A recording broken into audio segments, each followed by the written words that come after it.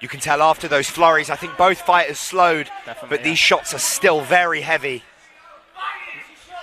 Right in front of us now. Nice body shot from Joe, but a lovely uppercut by Singleton. It's through that a couple of times, and just in this round, they find the home for it now. See Joe still using those feints, but wants to try and get off the cage, I feel. Both of these guys do well when they're the man moving forward, and this round, it's been much more of Singleton on the advance. Yeah, after that nice shot. Oh, big left hook there. Uppercut. Oh, and a return with the right hand. Ben's looking good now. It's like that slight wobble woke him up. Yeah.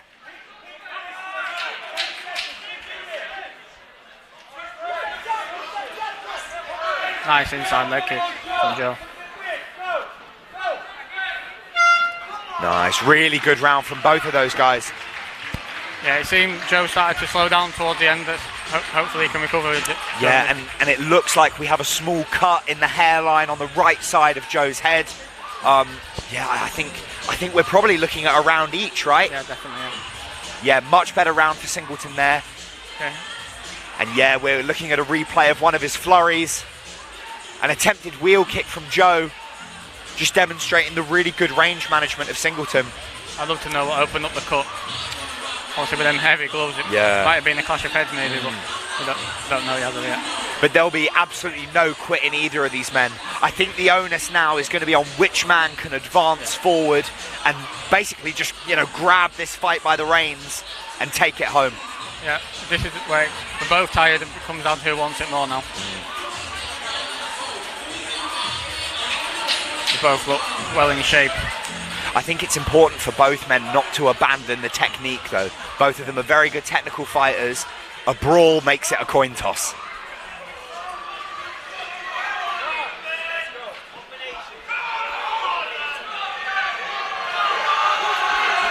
Final round.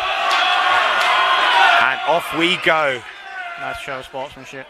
Yeah, the crowd really getting engaged. Both of them feinting really well as we open into this third and final round. Nice kicks from Joe. Lovely. Oh, lovely uppercut. Oh, and a powerful overhand return. Fighting in the phone booth. I'm liking his inside exchanges. See, I'm loving these leg kicks from Joe. We just need to keep working those.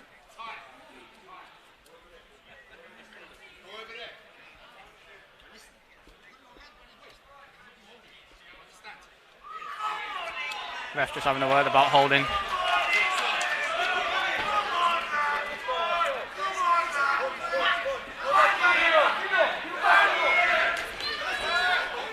Ben's done much better at protecting himself on that right hand. Yeah, Joe's becoming slightly predictable with that. He's throwing it naked a lot. If he sets that up with a couple of jabs, or with his really nice kicks like he's done there. That was lovely. Lovely little sweep. Ben comes back in and answers it. But yeah, Ben's coming in almost with a Nick Diaz-like volume. Not necessarily the most powerful shots, but just loads of them. I like how he's using the uppercut on the shorter fighter as well.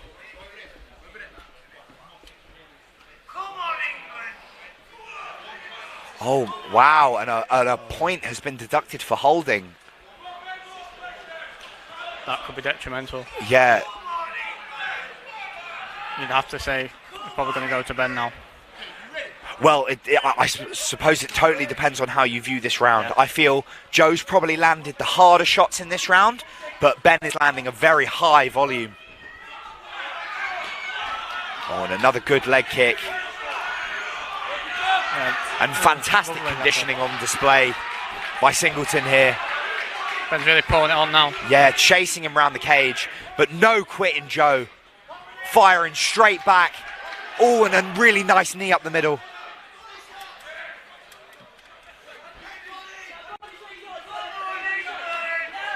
Good body shot there from Joe.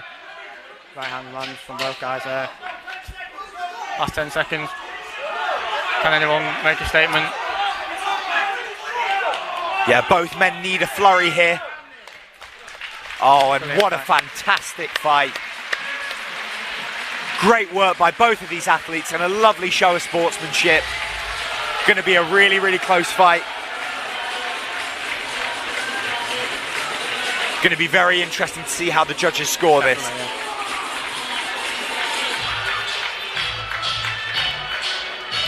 Yeah, ultimately I think it's going to boil down to the power shots of Joe versus the volume of Singleton.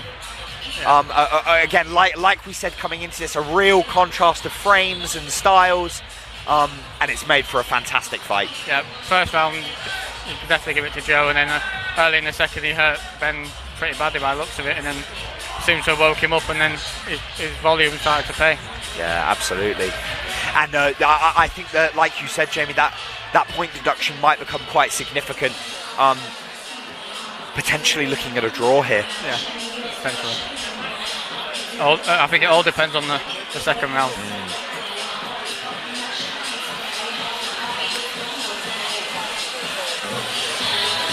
No, fantastic work by both of these fighters. Coming from two great teams. And you know, as amateur guys, 19 years old, this is some of the best experience you could possibly have. Thought we'd have a power cut then.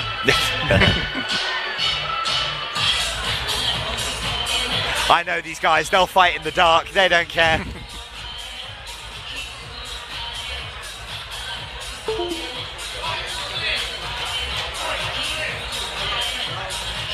Right, and handing it over to our MC as we get the result announced.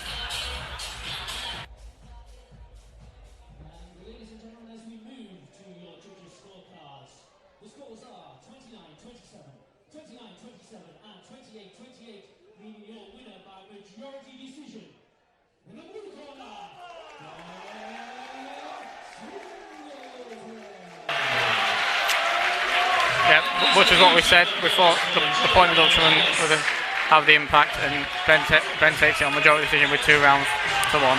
Yeah, really fantastic win there by the Hit Squad Hull man, and I'm sure Joe in the ABT corner will be disappointed, but nothing to hang his head about.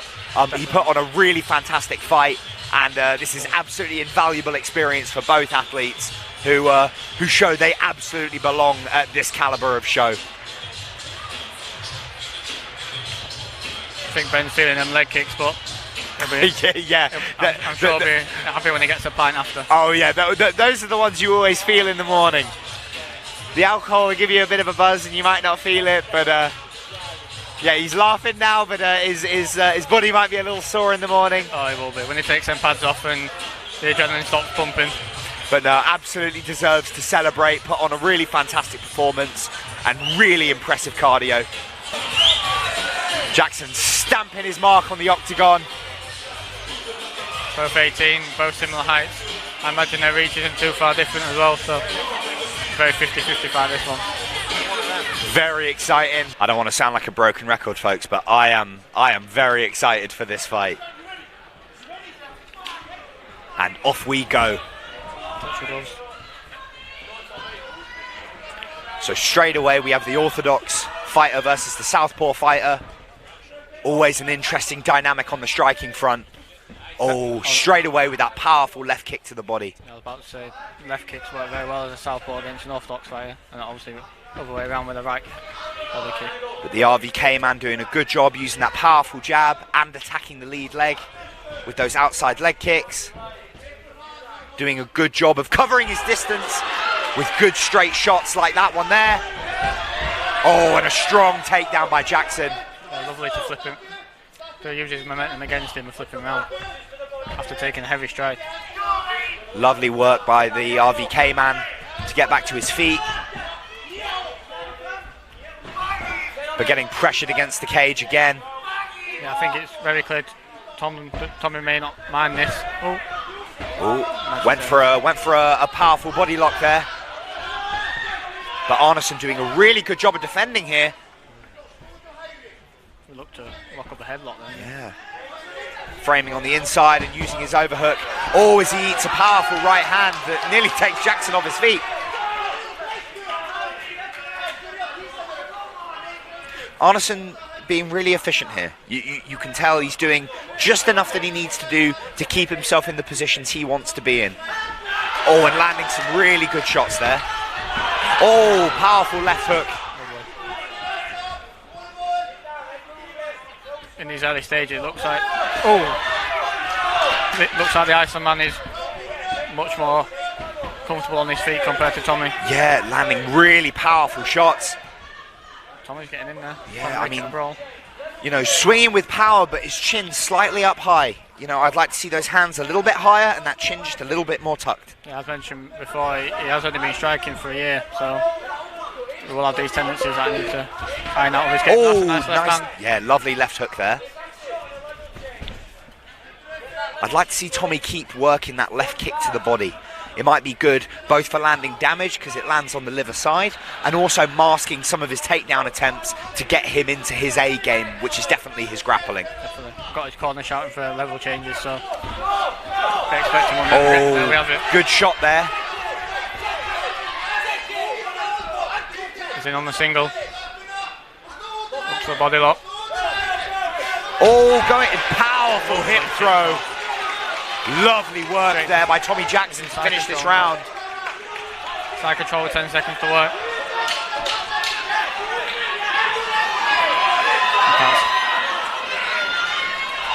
Looking to consolidate control. What a lovely way to end the round for Tommy. Fantastic round there.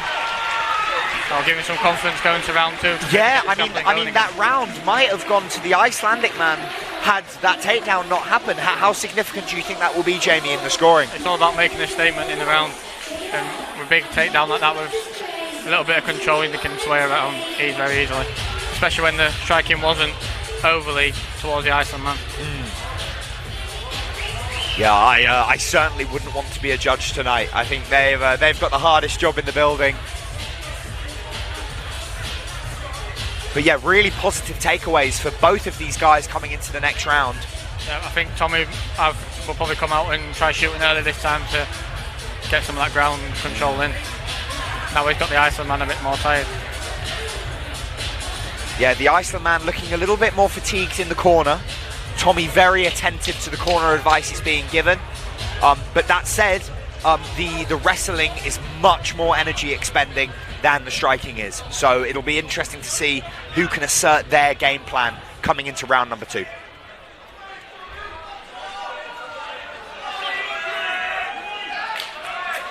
And off they go.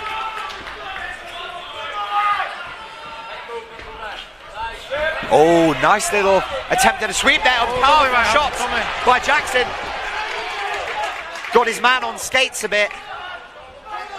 Hakon doing very well to get himself out of there. Oh, that left hook over the top is money. Shades of Bisping Rockhold too.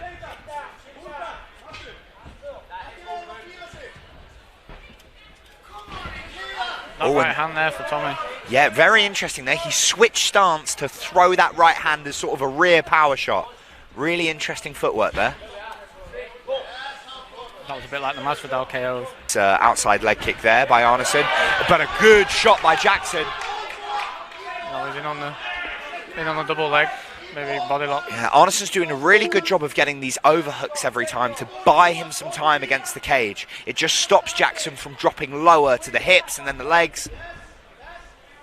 Jackson dropping low. Nice. Lovely, nice work there. Hakon has got his arm under the chin, but he's slipped out of there now. Beautiful work. And a lot of time to work here, 1:45 in the round. And immediately going for an Americana. Oh, how... And using it to transition to the mount and going for the armbar. Oh, Arnarson doing a really good job to escape. Shows amazing flexibility then to get out of that. Now he's going to put the pressure on. Yeah, looks like a lot of energy was used by Jackson there. Jackson again having success on the ground. You can tell Arnarson advancing. Now he smells blood and lands a powerful right hand shot. This shot seems to wake Tommy back up a bit. Oh, another beautiful takedown there. Hakon sets off the guillotine as well. He's looked for that twice now this round. Lovely work by Arnarson to push away, but he gets his guard past. Side control again. See, Jackson here should look for a bit more control.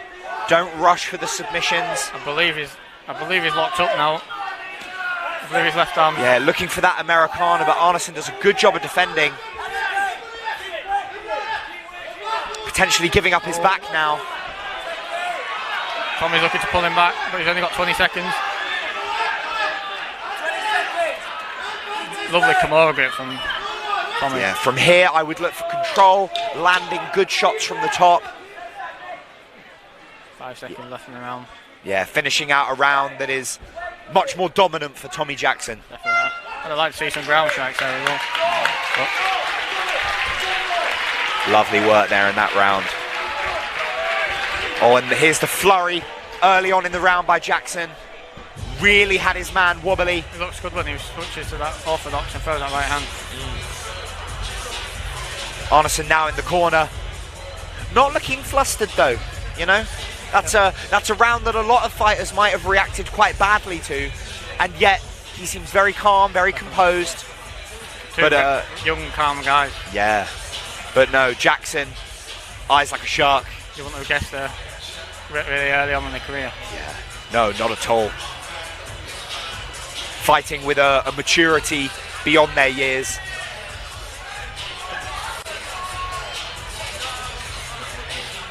So yeah, I think the onus is going to be on the RVK man now to come out and really put a stamp on this round. I mean, potentially even needing a finish. Yeah, if you're his corner, you tell him he needs a finish. So try and get that dog out of him and get him out there. And for me, for Tommy, it's just more of the same. Trying to keep that grappling heavy approach.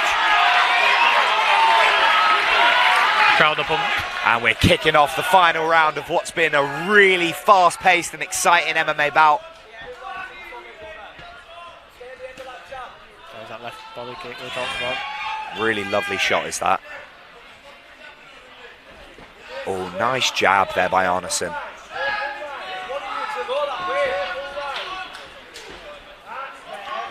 Yeah, nice work by Jackson to change up the directions he's circling in.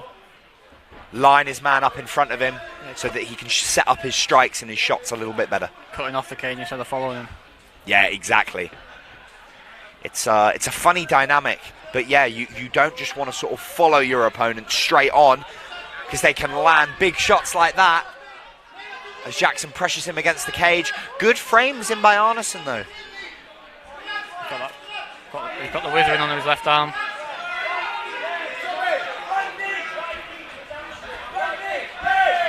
Nice knees to the legs there. Those might look like nothing-y shots, but those give you a really dead leg. As Jackson looks for another clinch throw. Lovely takedown. Lovely stuff. Half guard already. Pretty much passing straight into side control. Yeah, Arnarson's done a really good job of sort of initially defending the shots, but once he gets on the ground, it seems there is just sort of a lack of experience there. Yeah. Not really knowing what to do in these positions.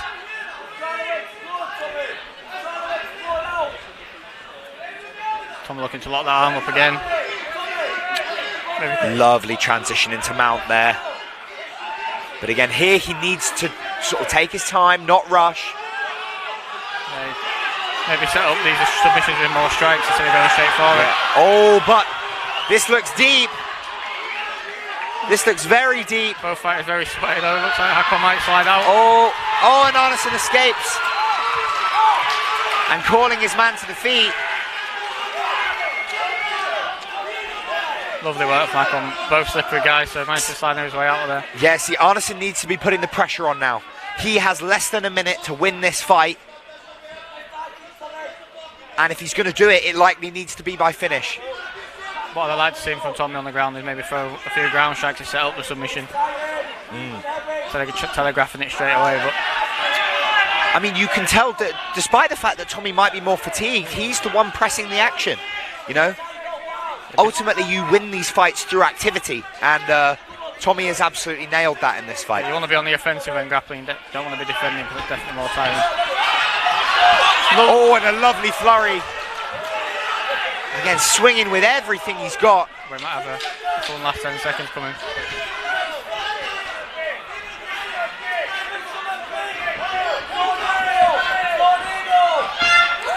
Oh, and a lovely fight there.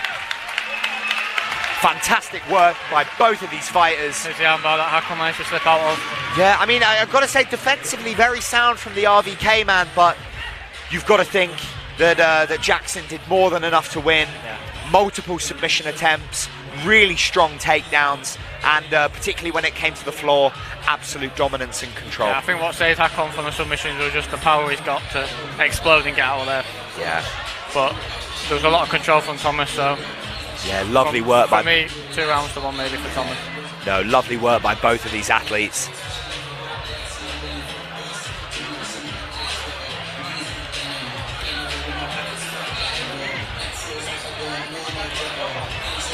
But a brilliant first MMA bout for us, showed all yeah, I mean, aspects of MMA in one fight. Yeah, I was going to say, had a little bit of everything, didn't it? I tell you what, another aspect that we didn't talk about, but even just with small shin guards like this, catching submissions is just a little bit more awkward. It feels slightly alien. You've got just something bigger around your legs, you know, a little bit easier to peel them off and get them out the way.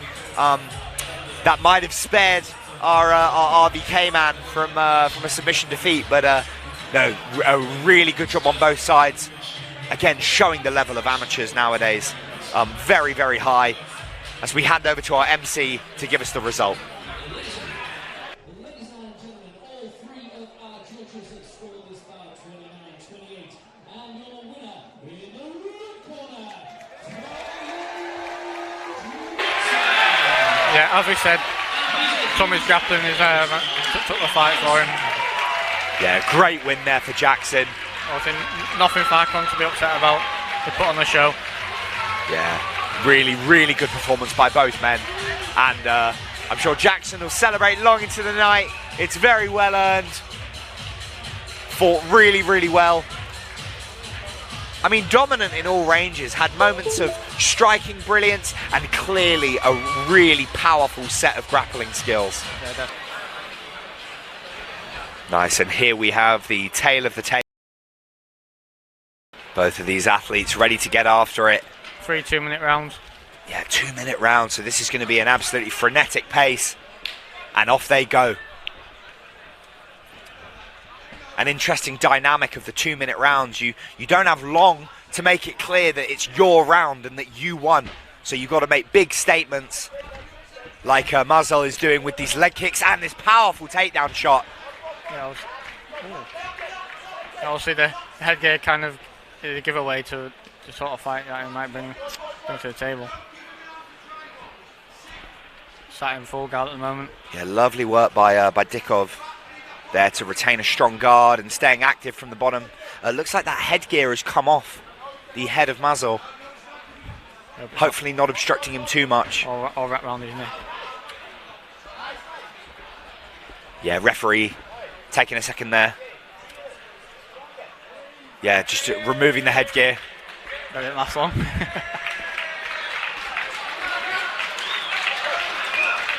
And we're back in. Yeah, I've got a lot of time in these rounds, so adjusting headgear is definitely not going to be on the agenda. Both of these guys striking with a real confidence. You know, for such young guys, this is really impressive. Managing their range, using their feints and their distance. Oh, good attempt at a spin there as Dikov pressures him to the cage. He followed that spin with a lovely left hook to the body as well. Oh, and muscles him to the ground as Mazel. Oh, but lovely work by Dikov there. Lovely to use that left hand to stand himself back up. I'm loving these short little knees to the body as well. Again, the kind of shot that you might not necessarily pick up when you first watch it, but as the man in the cage, those really, really suck. They seem to give him one back. Dikov will give one and then Mazel will give him one back. Oh yeah, when someone knees you in the belly, the first thing you want to do is knee him back. I would not want to be a judge tonight, I'll tell you that. Yeah. Oh, powerful knee. Just grazes the chin. Nice, and finishing the round with a final takedown. So I think, again, very hard to say, but I think given the 2 takedowns, you'd probably give that round to Mazel. Yeah, definitely. In fact, it might be 3 takedowns. So yeah, looking at that first shot, beautiful inside leg kick, sets up the double leg shot, and using that lovely outside trip. But you know, Dikov showing there that he threatened with the armbar over the top. Yeah, definitely no slouch. He knows how to get himself out of there. Absolutely.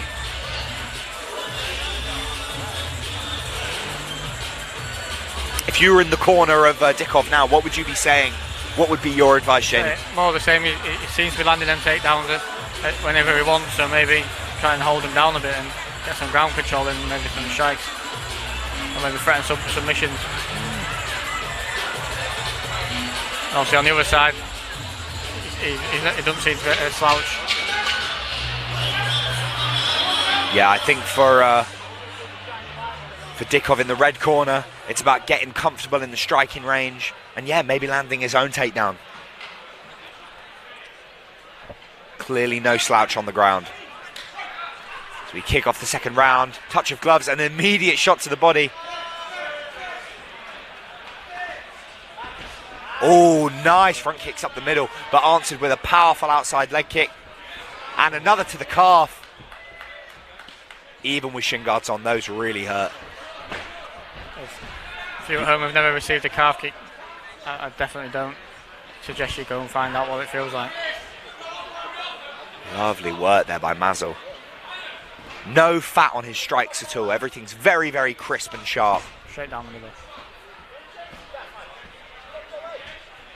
Dikov slightly lurching forward, chasing his man in straight lines. Not sort of cutting his man off as we mentioned before, as he eats another powerful leg kick. He found his timing with that leg kick. Yeah, I love the feints and the range management from Mazel as he lands a powerful shot.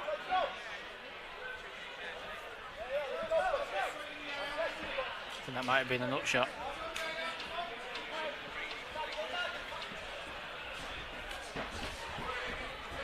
Oh, lovely knee to the body there. But Mazel uses this opportunity to pressure his man to the cage. Oh, going for a whizzer kick there. He's under the neck. Oh, and attempting a guillotine here. I think Although, Mazel yeah, I'm not sure he has the angle for that. No, Mazel's going to squeeze himself out of there. And maybe into mount. Yeah, he's mounted. Oh dear, bad spot to be. 30 seconds to work as well. Lovely takedown for Dikov, and he might have thrown away the round with it though.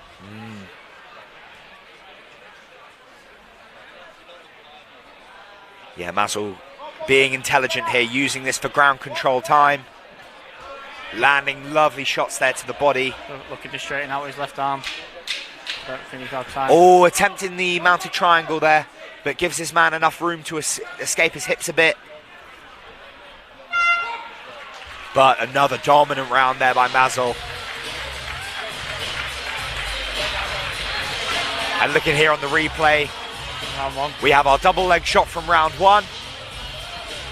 Again, that beautiful outside trip. Initially Dikov does well to lift him up, and then he follows his hips and powers through him. Yeah, a lot of Dikov's grappling is clearly, he's clearly competent, but it's reactive as opposed to proactive.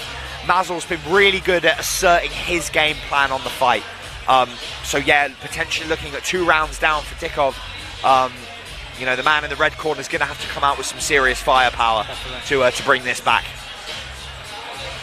I mean, if you're in his corner, Jamie, what are you saying to him? Well, similar to the last fight, but maybe telling him he probably needs a finish, or definitely a heavy, dominated round to prove that he has won this fight. Because if you're a judge, you're probably giving both them 2 rounds to the man in the blue corner. Yeah, I agree. I expect a fast-paced round 3. I mean, look at they're barely breathing. As we come into our 3rd and final round, both these athletes in fantastic shape. Oh, powerful leg kick, but good pressure from Dikov. Oh, attempting the hip throw. Doing a good job there to keep his balance, but again, pressured against the cage. Just about keeping himself up, Dikov at the moment.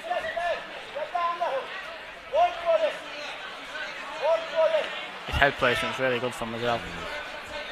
Always has his head where he needs it. Yeah, Mazel also doing a really good job in these big RDX gloves. It's hard sometimes to get grips, so he's clearly using an S grip, which allows him to keep his balance as Dikov attempts the whizzer kick. Landing a nice short knee to the body. Lovely pressure here from Mazel. Oh, and a powerful knee to the body.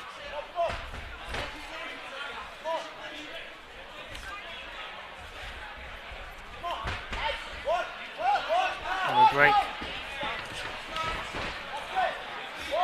Oh, lovely forward pressure from Dikov there, but again, gets circled to the cage. He seems to be running forward, them left hooks and getting in close and then getting out grappled when it comes to it. Yeah, I'd like to see Dikov pummeling for underhooks. Yeah, these shots to the back, you know, it might feel good to hit him, but ultimately you need to be defending the grappling. Yeah, I think they were frustration strikes. Ooh. Just have to be careful with shots to the spine anyway. Coming into the last 15 seconds of this bout. Mazel is an absolute dog with a bone as he gets this takedown. Very late on in the round as well. And landing some powerful ground and pound. That is likely secured Mazel, our man in the blue corner, a dominant decision victory. I definitely agree. But lovely work from both of these men. And a lovely show of respect there. Both men fought their heart out. Defo couldn't tell it was an amateur bout. Not at all. I mean, 15. 15, how ridiculous is that? That's making many people around this arena and people at home very old. And bringing up the replay here.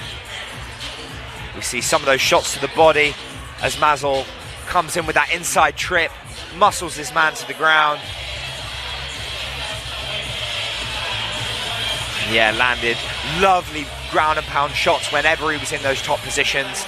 And really, really crisp striking. You know, you could tell.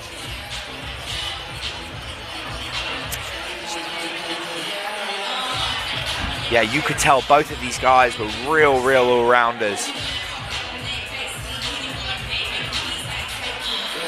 Over to the MC for the decision.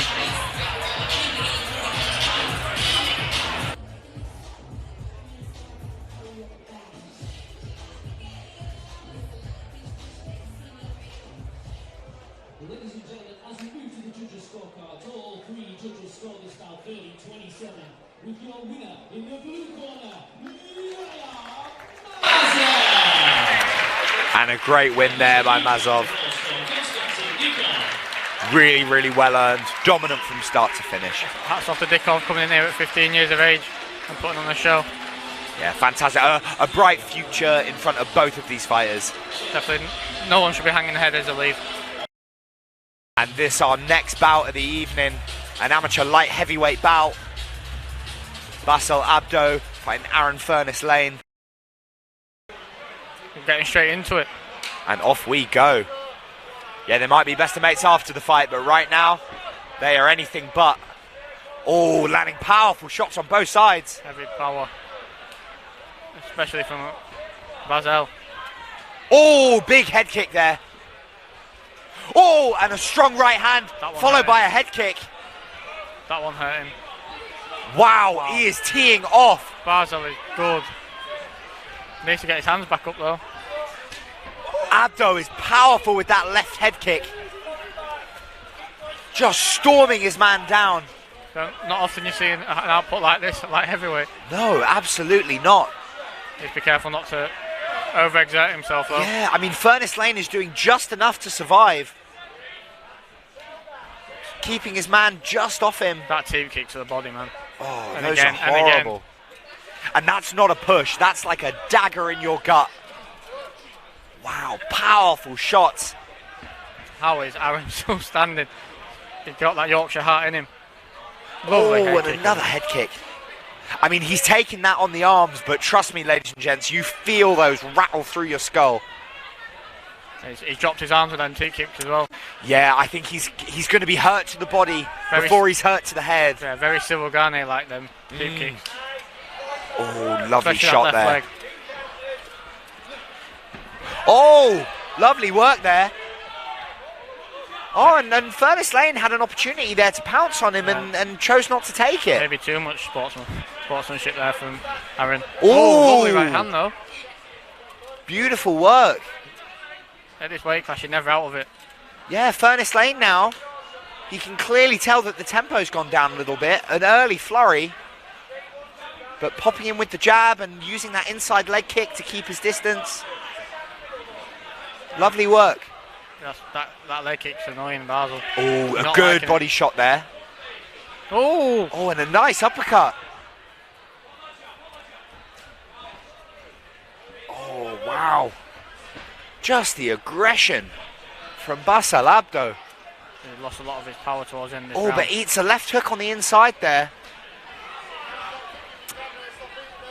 Yeah, what do you think, Jamie? These shots to me are looking a lot more laboured now from Abdo. After that early flurry, he seems to have lost a bit of his power, but If pouring it on again. yeah, he is flurrying. But I think if Furness-Lane can ride this wave, you know, he might come out in the later rounds and put some serious hurt on his man. Wow. How is Aaron still standing? Oh, I think a lot of these shots are peripheral at the moment. Yeah, oh, beautiful shots there returned by Furness-Lane.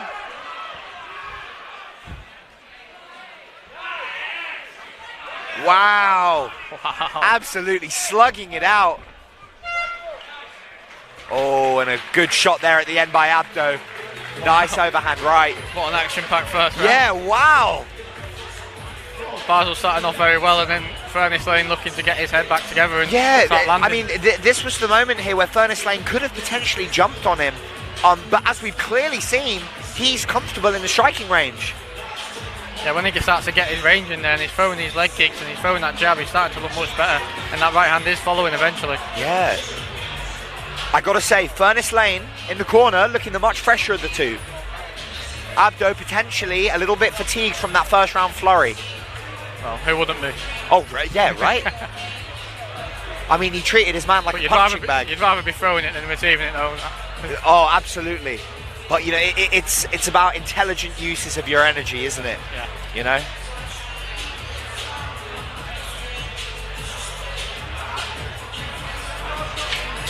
I want to see more straight shots and maybe picking shots from Basel instead of just running in there and throwing all these high altitude strikes with not a lot of power behind them. And if I'm Furness-Lane, I mean, I'm probably thinking about mixing in a takedown attempt just to keep my man honest.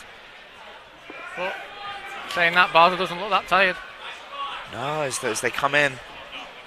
Furness-Lane, though, bouncing on his feet. Nice little inside leg kick to get us started. Oh, and lovely jabs there, followed by a powerful right hand. Oh, that leg kick again. He's not liking that leg kick, I tell you. Very interesting. He's aiming that inside leg kick to just the inside of the calf on the lead leg.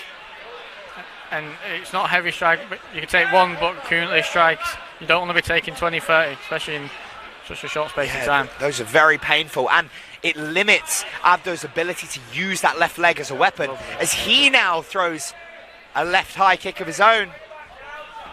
I'd say Aaron's doing much better this round. Yeah. Landing. Oh, lovely shots here. Oh, that leg kick again. Aaron really mixing up his strikes well. Kicks followed by punches, and punches followed by kicks, as he counters with a powerful right hand in the pocket. I think Aaron may have been complaining out of glove catch then from Basel. We'll get on with things. Ref takes a note. Oh, lovely uppercuts in the clinch. Yeah, Furness-Lane doing a really good job of sort of rolling with all these punches. Just training right hands, even smiling at each other while it's happening. But I think particularly in this round, Furness-Lane is getting the better of this. He's landing the harder shots. You can tell Basel is not liking the leg kicks. He's starting to hop on it now. And his movement is not as good as it was. Oh, powerful straight shots by Aaron Furness-Lane. Wow. Basel slowed down a lot. Yeah, looking very fatigued in that blue corner. Oh, as he lands a head kick and he shoots for a takedown that he lands, potentially landing in a guillotine. Oh no, he's let him out. Lovely takedown from Basel. He was maybe feeling it on his leg and decided to change levels. But you know, I mean, that's a really a good demonstration of fight IQ. You know, he wasn't getting the better of him on the feet. Win the judges over with some grappling. Get some rest on that left leg as well. Now Furness-Lane here needs to be looking to get his feet on the hips and escaping away, or using this full guard to look for attacks. Yeah. He can't spend this time here on the bottom because the judges are going to put it in favour of Abdo, who with 30 seconds to go, he'll have quite a lot of control time. It's passed to half guard. Lovely from Basel, that. And obviously Basel, quite a big man to have let that on lay on top of you. Yeah, and Basel Abdo now looking to posture up, get some power behind these shots, putting in lovely frames as he lands those shots from the top. And obviously this might give Basel the confidence now to come into round 3 with a grappling heavy, especially with his legs out. Yeah.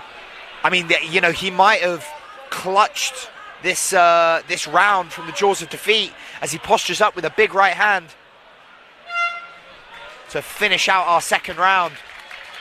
Man, what a close fight. No idea how to score this. And here on the replay, looking at that double leg shot, initially it seemed like a bit of a desperation shot, but landing it perfectly and escaping this guillotine attempt. I think Aaron kind of let him have it to go for the guillotine, then realised he wasn't going to get it. Yeah. And maybe regretted it straight after. Yeah, a bit of a mistake there, but you got to think he will have logged that in the bank. And coming into this round, I'm sure he's not going to be willing to accept any of that ground time at all. Basel looking very tired right now. Obviously, I don't know these fighters. Yeah, I think if I'm in the red corner, if I'm cornering Furness-Lane, I'm telling him to put it on him now. You know, put our foot on the accelerator, use that cardio. For Basel Abdo, you know, he got that takedown surprisingly easily. So I would try that again. Buy yourself a bit of time. I think he has to. I don't think he's got it in him anymore to strike. But then you never know. The power at this weight, it can change anything in a split second. Yeah, and particularly that damage on the lead leg. They are smiling at each other.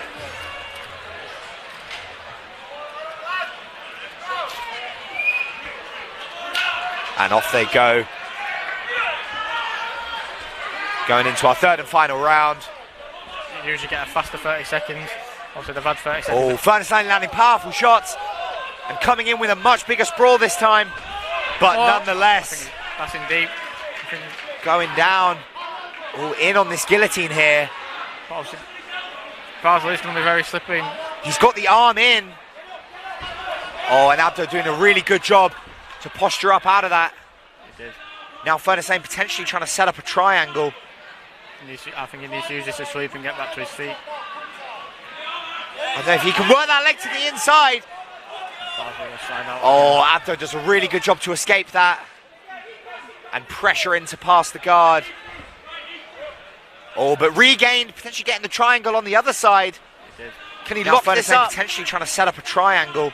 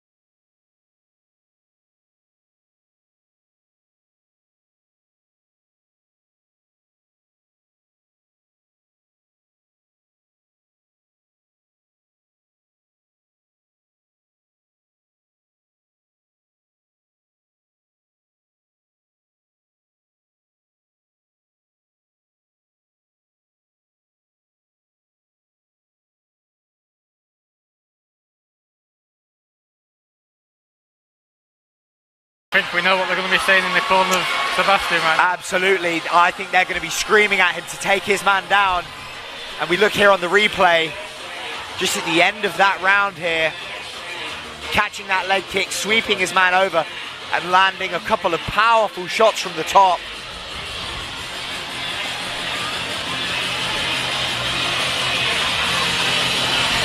Interestingly, looks like they're icing the leg of Kristinsson over in that corner.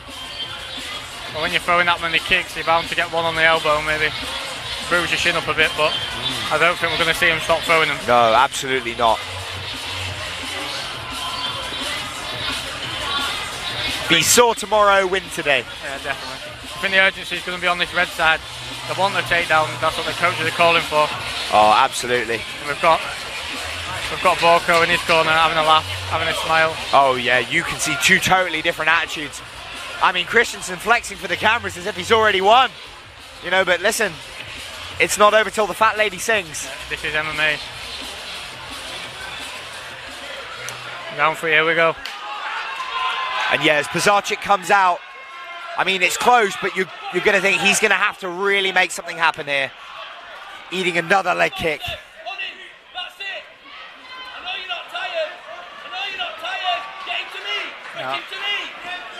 Wow, lovely inside leg kick there by Kristinsson. Just waiting for this level change. Oh, trying to use that leg kick to get in on the inside. Just getting in there. Oh, now he's in on the single leg. Kristinsson, rather than defending, using the opportunity to land body shots. And he's going to get taken down for it. Trying to keep him there, though. Man, that was a failure of fight IQ by Kristinsson. One for the cameras as well from Yeah. Sebastian.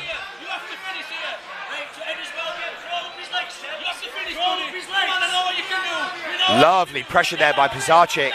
Lovely corner advice as well from Sebastian's court, telling him he's got to get this finished. Looking to get on top of his man. Good work by Kristinsson to get back up. But now, Pisarczyk needs to put on the pressure and get out of this striking range, or at least fire back. He's got to shoot when he's taking these strikes. Good jab there by Pisarczyk. Judges will be watching these strikes landing. Oi, big head kick there. Oh, but lovely shots by Kristinsson. I mean, he's starting to tee off now.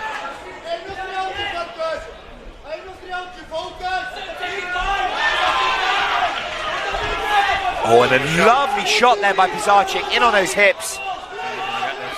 If he can get his man's hips away from the cage and elevate him. Trying to dig that left hand in, but he's not going to get it in. Lovely work.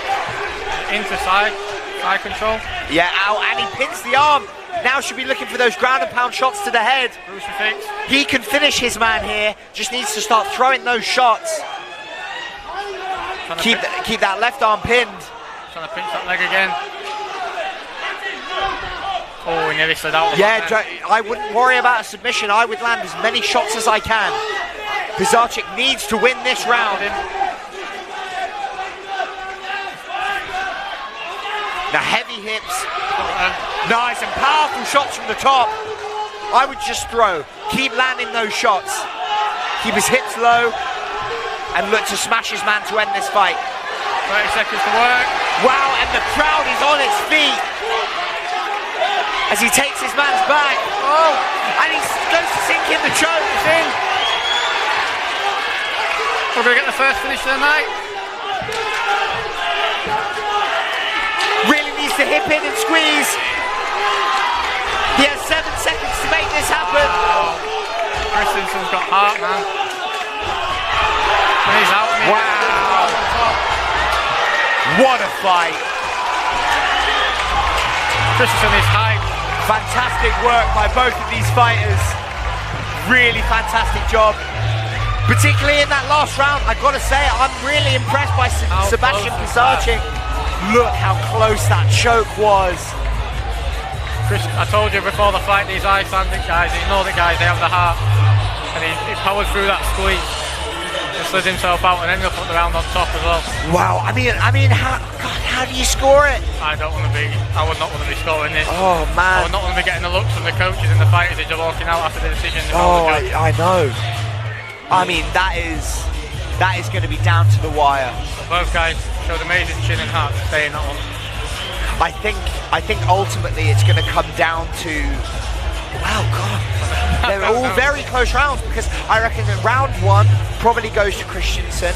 I think round 3 you probably edge to Pisarczyk. He was really close to finishing that fight. I think it's at round 2. Yeah, so round 2, how do you score it? Kristinsson looking very confident as he flexes for the cameras. Betting man. Oh, I don't know. Gambling's a bad vice. That's what. No, Gamble responsibly. Gamble I'm not using money here, but I think I'm taking Kristinsson on this one. Taking Kristinsson, okay. I'll take Pisarczyk then. Oh, it's the MC. As we move to the judges' scorecards, all 3 judges have scored this bout 29-28 with your winner by unanimous decision. With a blue corner, If I was betting money on tonight, I'd be up. A very well-deserved win by Borkur Kristinsson. Great to see the guys, after a bit of sportsmanship, bowing and showing the spot, showing the respect. I mean, what a fight. What a fight. And you know, also, I got to say, on the flip side, fantastic heart and high-level defence by Kristinsson. You know, that rear naked choke in the 3rd round nearly took it all away from him. But he gutted it out. He did what he needed to do to escape. Really fantastic work there.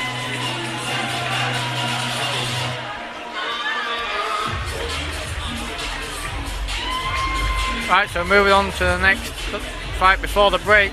We've got 3 2-minute rounds of K1 action in the lightweight division. Eddie Cobby fighting out of Hit Squad Academy, fighting Ethan Young from Leeds Freestyle. Just having a look there at some of the flurries of Kristinsson, followed by the powerful takedowns of Pisarczyk. Look at this elevation of the hips and slams his man to the canvas. I would have been happy with a draw from that fight. Oh.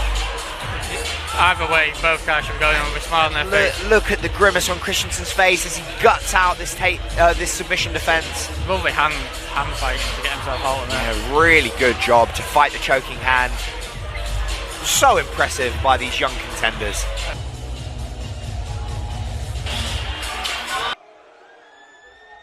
And off we go. Eddie in the blue corner with Ethan in the red. Young opening up with a strong teep and then switching his stance. Oh, and a body kick followed by a side kick. Nice teep to the body. Switch stance and then an outside leg kick. Very tricky footwork here from Ethan Young. Oh, but a good check there by Ethan Cobby.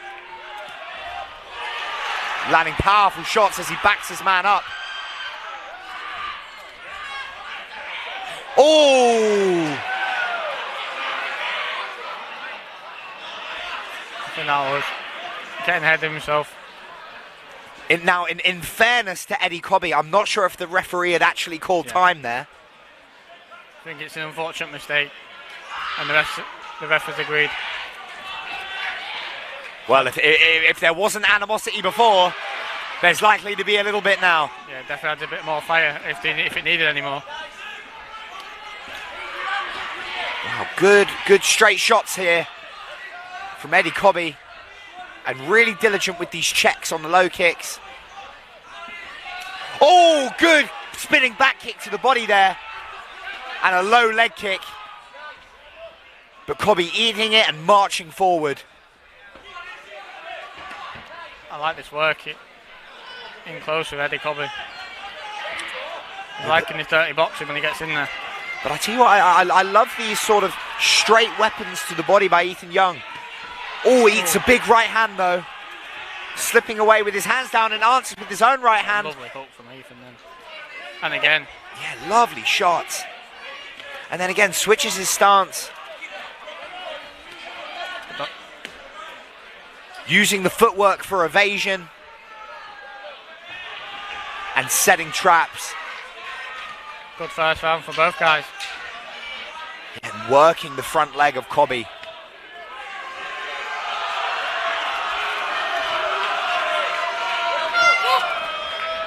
Oh, and another slightly late shot there by Cobby. But wow, very close round. Definitely. No, I think that's very, very interesting. I think Ethan Young doing really good work, working the legs, and also some lovely work to the body, and Cobby bringing that intensity, particularly with his hands. He's clearly looking for a knockout in this fight, as you mentioned, Jamie. It definitely is. An interesting thing to note about Ethan Young switching his stances, if he does eat leg kicks, it's not as significant a factor because he's changing up his lead leg each time. Whereas Cobby standing in just one stance, as the damage on that leg accumulates, it's just going to get worse and worse and worse. Potentially he won't have the same option to switch stance. But Young staying nice and dynamic, changing it up on both sides.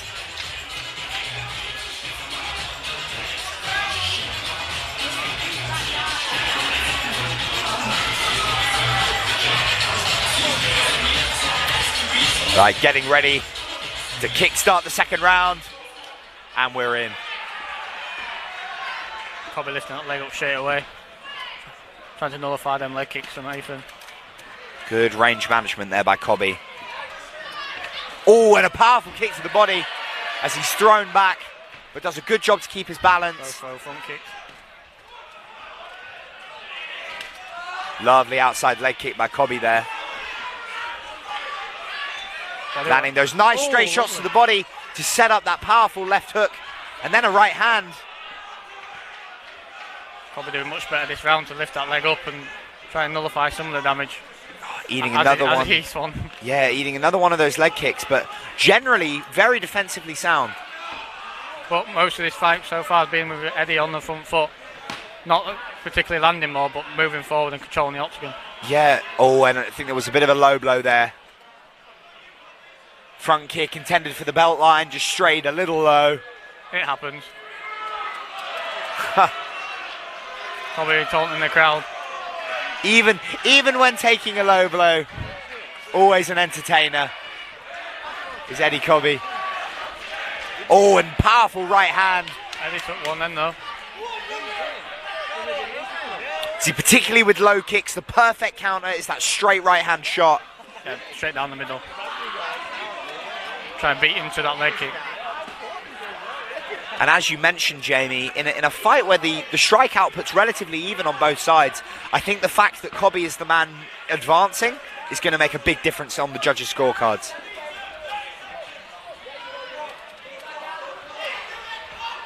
Oh, good shot there. He heard that one. Oh, but then returned by Young.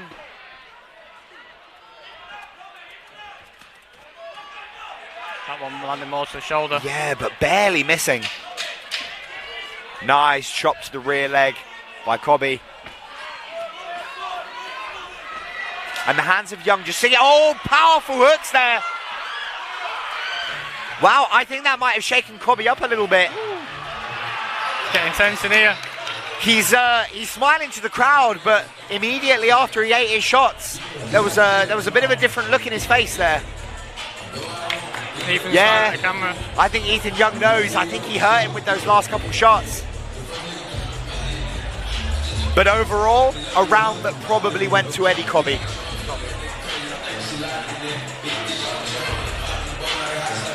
I would not want to be judging this. No, a razor close fight. So 50-50, and obviously with it being K1, there is no grappling from maybe one guy to get the edge on. So very, very important last round for both fighters. If I'm in either corner, I'm probably telling my fighter to go for the finish and put a statement on this round. Ethan out from his corner first, dancing. Really walking into the camera. These guys are amped up and ready to go. Maybe getting told off for getting too ahead of himself. Into round 3. These guys cannot stop it, cannot stay away from each other. Here we go. And off they go. It's interesting, both times Ethan Young has started in orthodox, lifted, oh, lovely sweep. Started in orthodox and lifted that right leg to then step into southpaw. And that set him up there for that sweep. Cobby looks at bodywork to come up top of the left hook. Oh, lovely jab, but eats a kick low. Oh, just caught him underneath the leg there.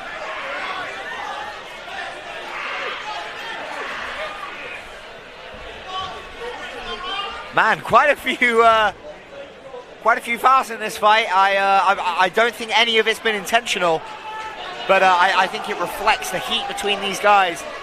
They're throwing with, with intent. 99.9% these are accidents, and you don't get. Wow, and a point has been taken there. I gotta say, I think that might be a little bit harsh. I think that we've had one each now, so I don't really know why that decision came, but we're not in head of the ref. Well, if you're in the Cobby corner, this is a very close fight. He might have to finish in the next minute or so. I think they might. Obviously, with the stoppage as well. Oh, powerful shots there. Cobby understanding he's got to put in work now. Very impressive for him to realise this as such a young guy. Got to put a statement on this. I mean, he smells blood in the water. Lovely right hand. Oh, and I think Young's cup has just fallen out.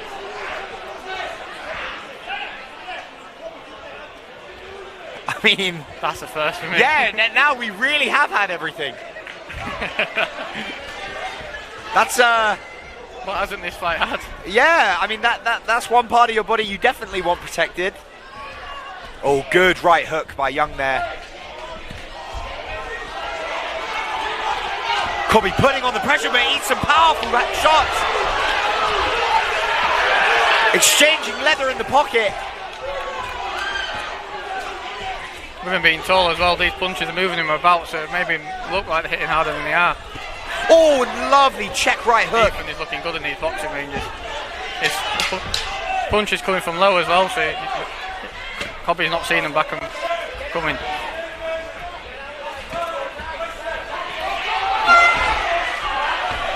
Wow. Lovely fight there from both of these guys. A lot of drama. A little bit of everything. And what more could you ask for in an amateur K1 fight? Ultimately, it's very hard to say because Cobby was the man advancing, I think, for a longer duration in the fight. But especially in that last round, I think Young was landing the better shots. Yeah, definitely. If there was one definite round, I think the third round to Ethan is definitely the one. And his corner seems pretty confident that he's coming away with that win. Looking very happy with his performance. If I'm a betting man, I'm probably swinging towards maybe a draw. You never know. Oh, you think? It's all about who won the first and second round, really. Because the third round definitely Ethan's. But unless the judges are going to give it to Cobby as a 9-9, you never know. Oh God! And of course we have the point deduction. Yeah. So that's almost certainly a third round for Ethan Young. Unless, because I wouldn't say Eddie was that far ahead in the round 3 to be a 9-9, so. Yeah, I mean, I think in all likelihood we are either looking at a draw or an Ethan Young decision win. But yeah, fantastic performance by both of these young fighters. Even if the 2 rounds already go 1 and 2, it's still a draw, isn't it? So. Yeah. And look, I hope that the guys can shake hands after the fight, maybe get a beer together. I'm sure they will. I'm sure none of those fouls on either side were intentional.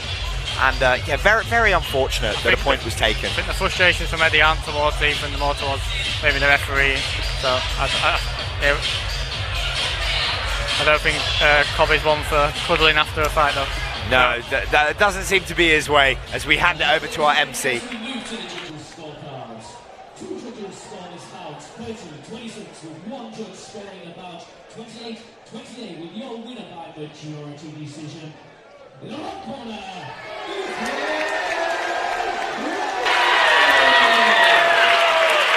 and our winner by decision, Ethan Young. Eddie looking a bit confused. I think once he had the scorecard, it was quite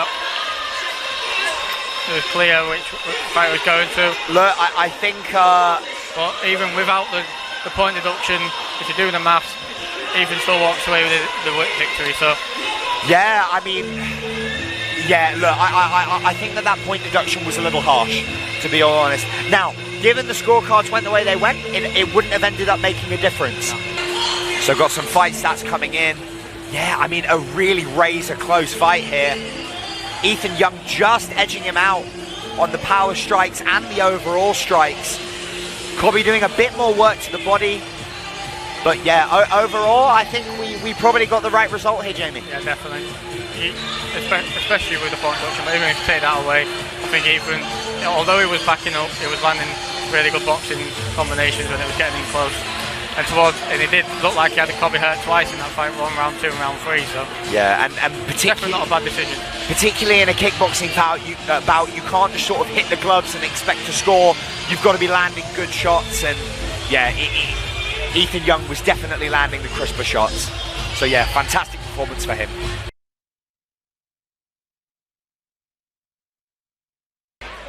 Red gloves for Luke Kerrison and Ryan Nelson with a blue. And off we go. So I remember in my own prep for Kerrison, he's very, very good at using his southpaw stance to his advantage, but immediately taken down. Nelson showing his physicality, but Kerrison doing a really good job to hit that switch. He's got that guillotine hold in. Is he going to look to jump it? Nelson being smart here, using that Lovely to land knee powerful. To the body. I think that might have hurt him. Powerful knees to the body. This is not where you want a big guy holding you down like this. All his weight on your shoulders.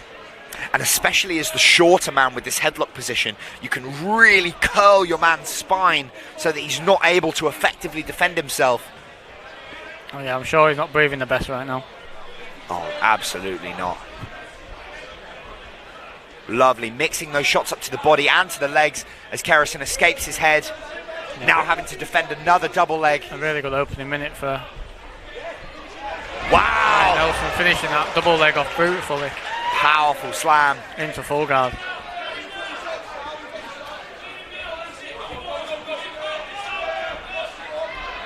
He's going to look to pass that guard. You know, Kerrison doing a really good job, though, of being active from the bottom. You know, he's not staying flat on his back. He's immediately scooting in. He's looking for that little guillotine grip, just giving his man stuff to think about. Yeah, he's not accepting this position. He's definitely trying to get himself out of there, which is what with these shorter rounds, is what you have to do. I would say from here, though, I would look more proactively to get back to the feet. Kerrison is naturally a striker.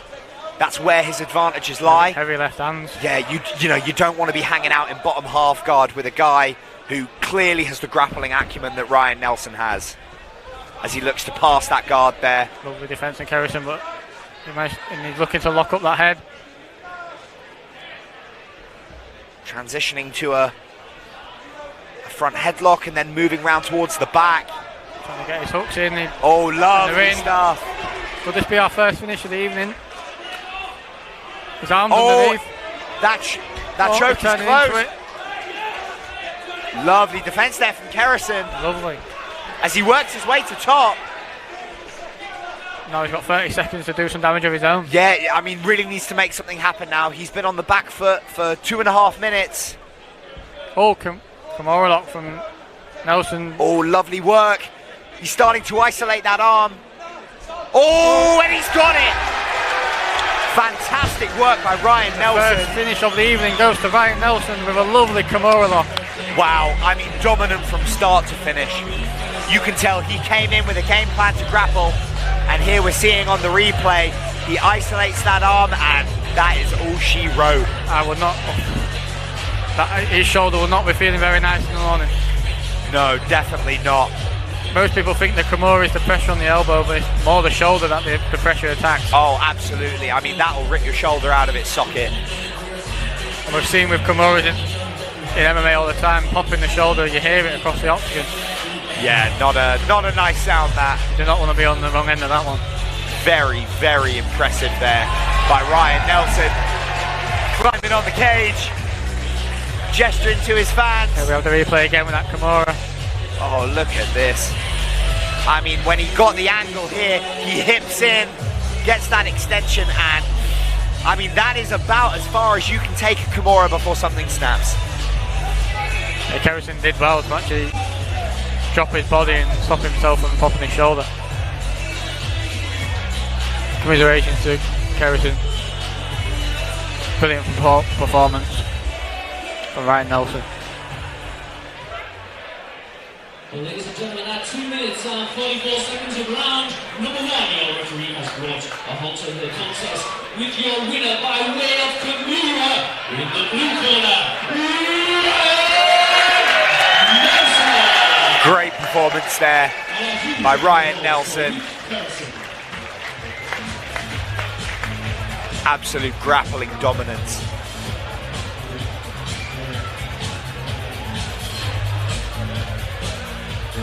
I've got to say, you know, Kerrison did show some real improvements in his ground game, particularly his defence and his activity on the bottom. Early on, especially in round 1, he looked very, very good. Yeah, just, you know, it's unfortunate. You come in there against a higher level grappler, it's a very hard area to escape from.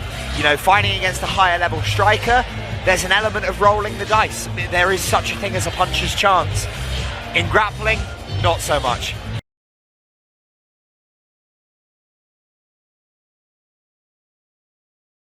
Oh, we're going to get straight into this one. Calvin Mooney in the red corner and Haraldur Arnarson in the blue.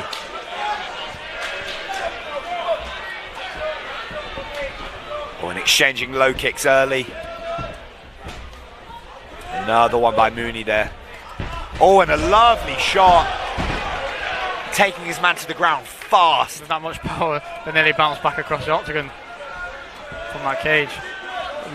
But obviously, coming out of Carlson Gracie, you expect a bit of grappling. Oh, I mean, this is... Didn't waste any time. Textbook Carlson Gracie here.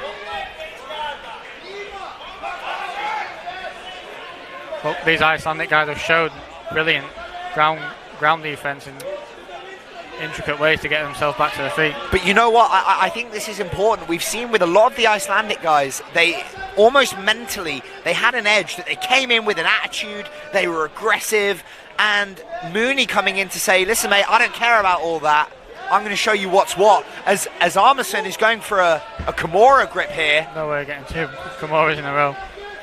Now it's difficult because he's against the cage here, so switching to the single leg.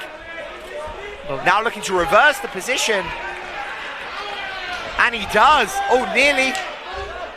Might have been a bit of a fence grab there. I'm glad you said it. Mooney doing a really good job at defending the double leg here. Regardless, brilliant takedown. Oh, trying to transition to the back now. Just needs to... Can he get that leg over? Yeah, try and get his right leg free.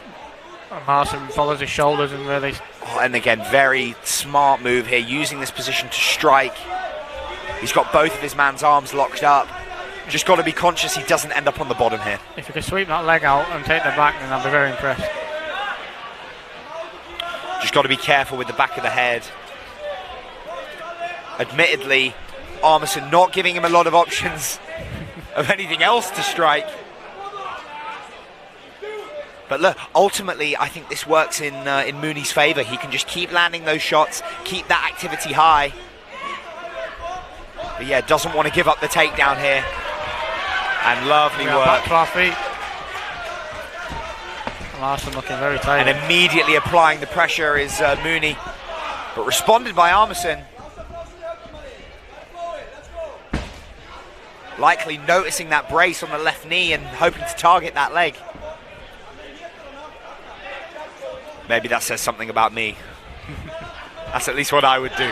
Oh, left hand. Oh, I think Mooney's hurt, but marches forward. Maybe a bit of a... Oh, a good sprawl on Arnarson there. Doesn't want to give up this sprawl though.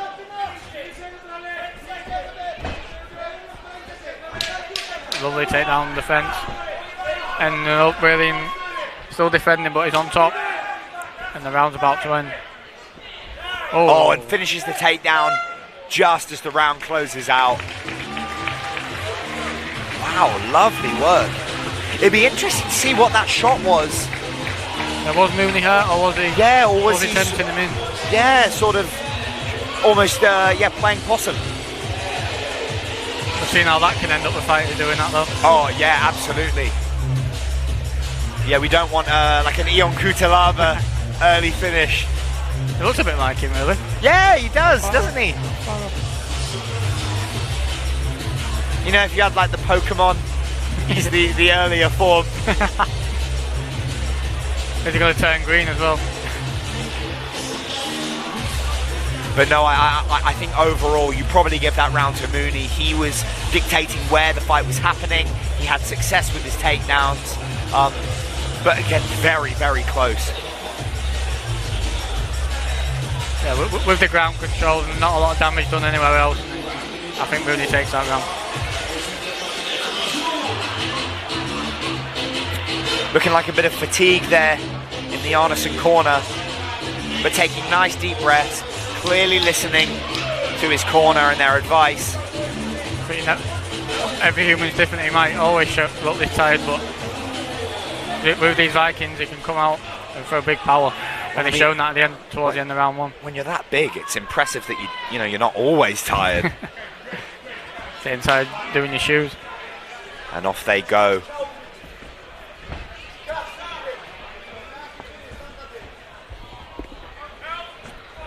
Mooney's corner, believing that Arnarson is gassed. Oh, nice right hand there by the Gracie man. And a good left hook to follow. Very wide open hands. It's a sort of high risk, high reward style by the Carlson Gracie striker.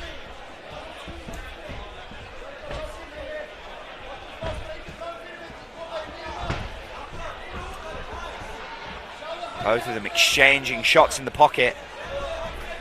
And I would expect the takedown attempt soon from Mooney.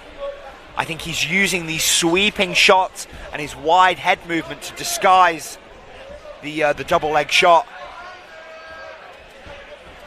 Just biding his time, looking for his setup as he lands an overhand right. Yeah, nice little blitz from Arnarson then. Good inside leg kick. I think Calvin needs to start getting his left foot on the outside and cutting off the cage instead of following him. Oh, another nice left hook there. And a good jab to the body, followed by an outside leg kick.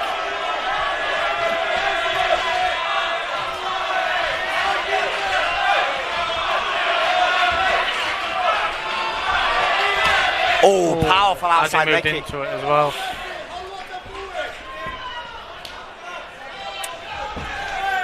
Oh, feinting the takedown attempt to go for the overhand right.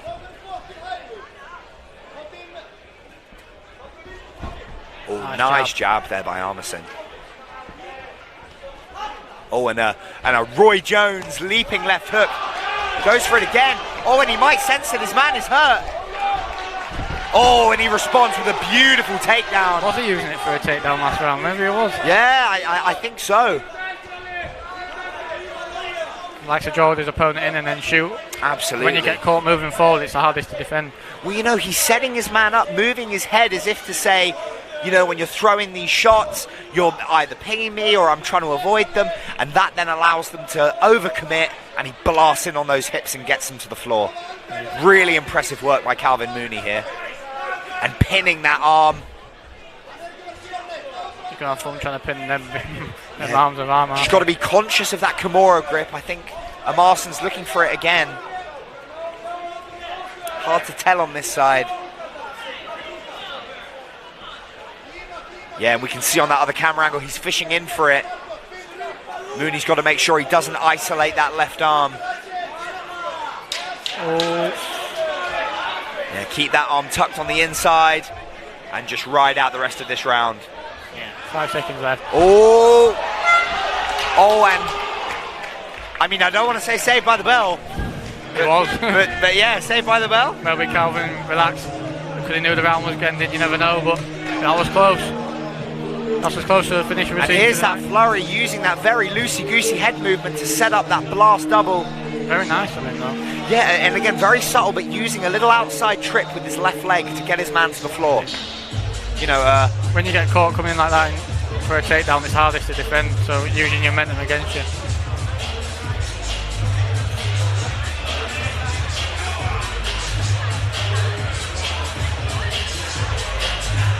Both of these men listening very attentively. Danny Mitchell giving some detailed corner advice here, asking for some more feints on the stand-up.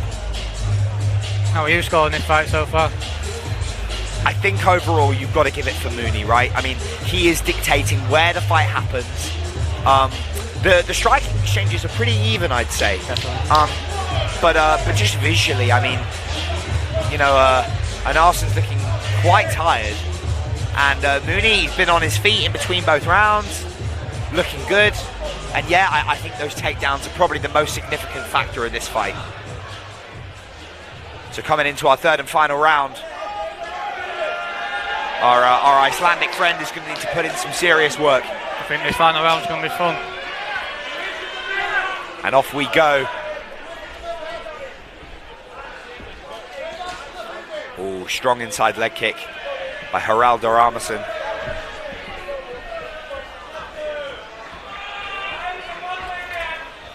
Oh, no, powerful overhand right by Mooney. Shakes. You know, when someone's shaking off a punch, it definitely did get in there. Going for the left body kick. Oh, and a nice calf kick there. Immediately prompts the stance switch. Those calf kicks suck, man. Quite a relatively new attack in MMA as well. It's not been utilised at the high level for a long time. Mooney eats a sharp right hand there. And a calf kick returned by Arnarson. I think his left leg's a little bit of a stumble then, but... Oh, good right hand shot by Mooney. 1-2. When he's thrown him straight down the pipe, he's landing. Oh, good left hook. And answered. That one just grazed the nose. Both of these men almost Dutch kickboxing style, taking turns. They're punching and kicking each other as hard as they can. Oh, missing by millimeters. The power behind them. You could hear the wind from over here.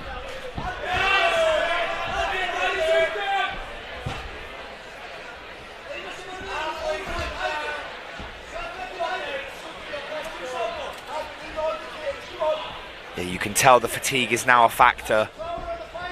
Both men looking, powerful right hand shot. But both men looking, rather than throwing big combinations, looking for moves that are very effective, like that lovely blast double. He caught him again as he was stepping towards him and used his own momentum against him. And again, very intelligent. He passes to the safe side. That way, this guillotine grip is no longer a threat. This will not choke him. And there his head pops out. If Mooney is able to hold this top control, this will likely win him the fight. Don't worry, guys, they're not boots. They're the name of Mooney ringing around. His heavy home crowd. Stepping over the top to land some ground and pound. Transitions into mount. Looking to pound his man out. Arnarson in real trouble here. Uses the cage roll to push. He's managed to shuck his man off. Come out the back door. Mooney now looking for his own Kimura grip, but using it to land strikes.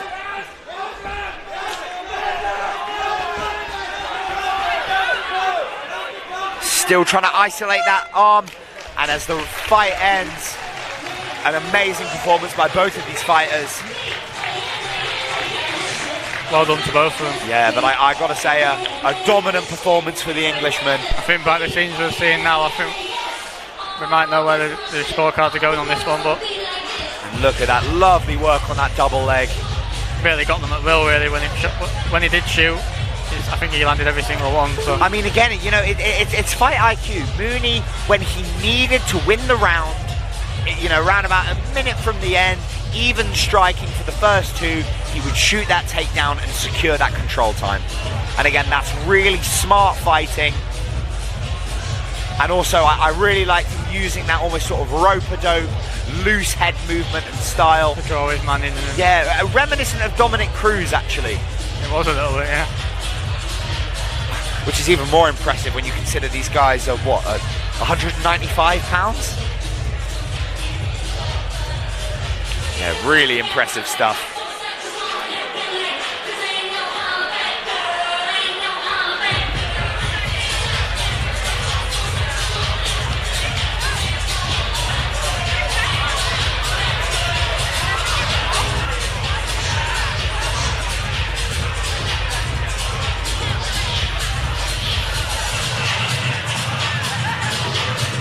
Excited to see the decision. Here we have a couple of replays of the. Yeah, here's some of the ground and sliding out the back door. Mooney does brilliantly to take the position back. Yeah, very smart to circle back, get that Kimura grip on the inside, and he used this here to keep his man at bay and just land those peppering shots.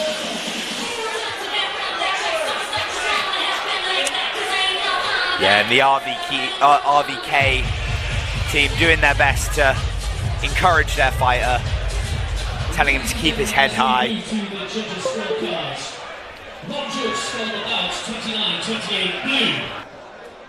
With 2 judges scoring 29-28 in favour of red, meaning your winner by swift decision. In the red corner. Great work for Calvin Mooney there. As we said, a stellar performance. Very unique style at this weight class. And yeah, very impressive all round. No one can be confused or over that decision. I think it went the correct way in the end. But again, credit to Haraldur Arnarson, no quitting him at all. And you know, was bringing it. There was never a moment where he looked totally outgunned. Just tonight, wasn't the better man. Yeah, as we can see, slightly edging in the significant strikes landed for Calvin Mooney. And that ground control time, 57 seconds to a little over 2. 3 takedowns landed. A very dominant performance by Calvin Mooney. And here we have the tailor tape for this next amateur welterweight bout at 77 kilograms. Of Robert Hughes coming at 17, slightly taller fighter, and Sam Hewitt from AVT MMA at 24. Sam Hewitt, 7 years older, but will his experience show a part in this? Yeah, fighting out of the red corner, Robert Hughes fighting out of the blue. And off they go. Powerful leg kick to start, followed by a head kick. But returned. Oh, powerful left head kick and then a teep. Wow. Wow, an onslaught by Hughes. Oh, strong front kick up the middle.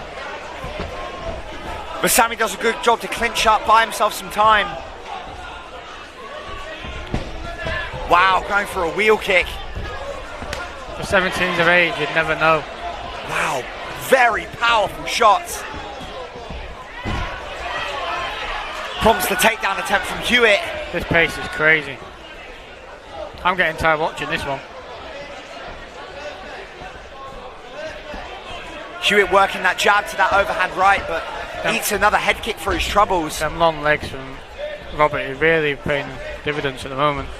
Hughes is doing a really good job of using his range, keeping Hewitt at the end of his strikes. It seems no matter how... Oh, strong overhand right by Sammy, but Hewitt seems unfazed. Oh, powerful left shot to the body. Oh, and a big flurry there. Hewitt is in trouble. He's eating some really powerful shots. What heart from Hewitt. He needs to get out of here, either answer back or go for a takedown. Oh, that's how you answer. Oh, strong uppercut. Oh, lovely takedown. Lovely from Sam Hewitt. Now needs to protect his arm. Heavy on top. And I would stay on top now. Be a wet blanket. Do not let his man up. Oh, as he goes for a triangle. Sammy needs to get his head free. There we go, pop up and stay on top. Lovely stuff. But Robert Hughes doing a really good job working up for a rubber guard.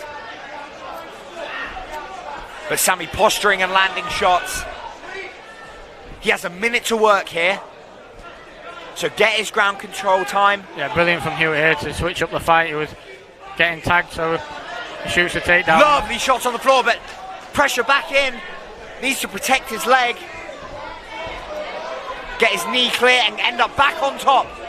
He does not want to stay on the bottom.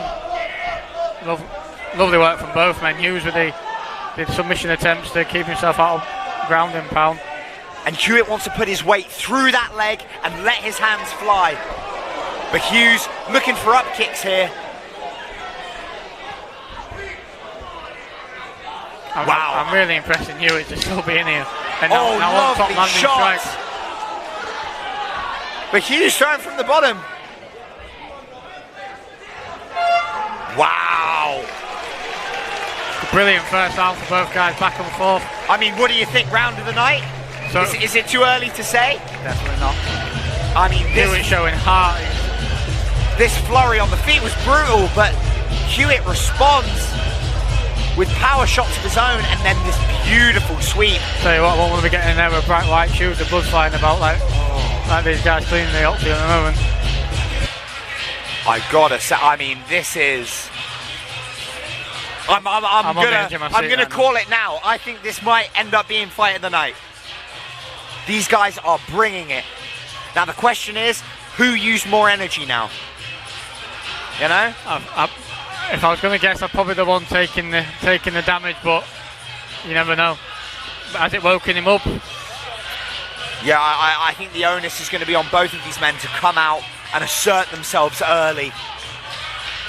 Hughes clearly has a striking advantage. Both corners, but we're saying more of the same for Hughes in the first half of the round, and then more of the same for Hewitt in the second half of the round. If I'm in that red corner for Sam Hewitt, I'm calling for that takedown and I'm calling for it early.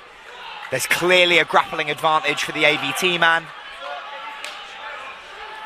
But yeah, Robert Hughes clearly no slouch. A nice low kick, followed by a body kick by Hewitt, and a right hand as well. Oh, nearly walked onto a head kick there. The tailor tape showed the height wasn't that different, but it really looks like Hughes is much longer. Yeah, Robert Hughes looking like the much taller man, but Hewitt certainly the thicker man.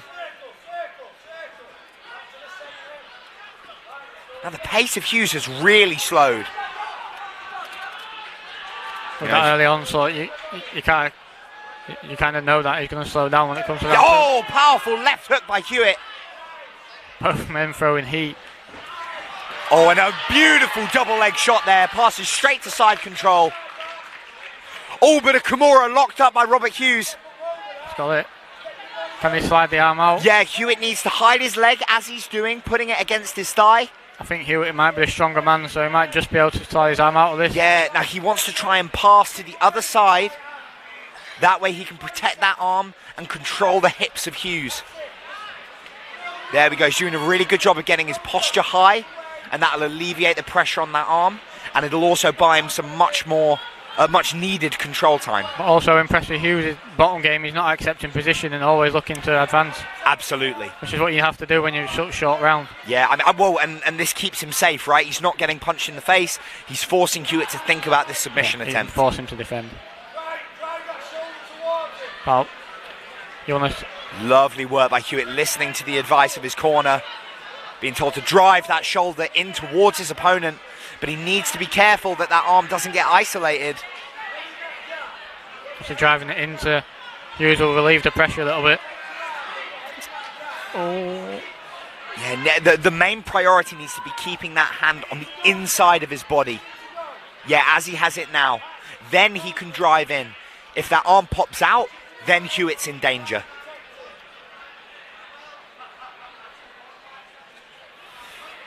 Oh, that Kimura is horribly close. Dangerous. Really good defense from Hughes though. Now, if Hewitt can backstep with his right leg the other way and circle back around, he has the arm free. Brilliant stuff by Sam Hewitt. And now he can use that physicality. Robert Hughes looking up to the clock there.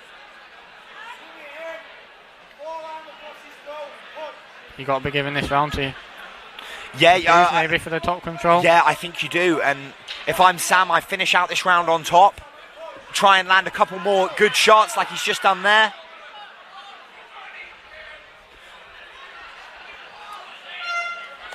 Lovely work by the AVT man. And bringing up the replay here.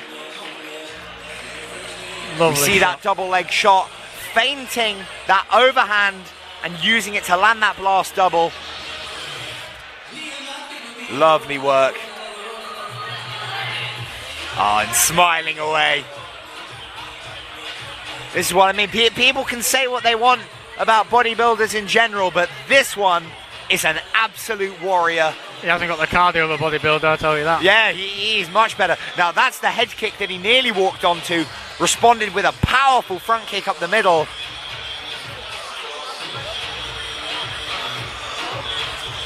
But yeah, you know, Hughes not backing down either. Hughes just clearly, there's a significant skill difference on the floor. Yeah, you can tell that. Yeah, and I think while the Kimura attempts are good, if I'm in Hughes' corner, I'm telling him we stay away from the ground. I want more sprawls, and if we do end up on the floor, I want feet on the hips, creating space and getting back to the feet so we can replicate that first round.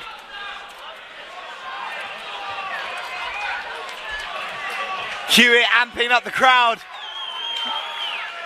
And if you're Hughes, you've got to spot that shot early this time. Oh, powerful my God. hooks. Oh, Hewitt looking for an axe kick. Robbie Kennedy is somewhere smiling right now. As Hewitt lands some powerful hooks.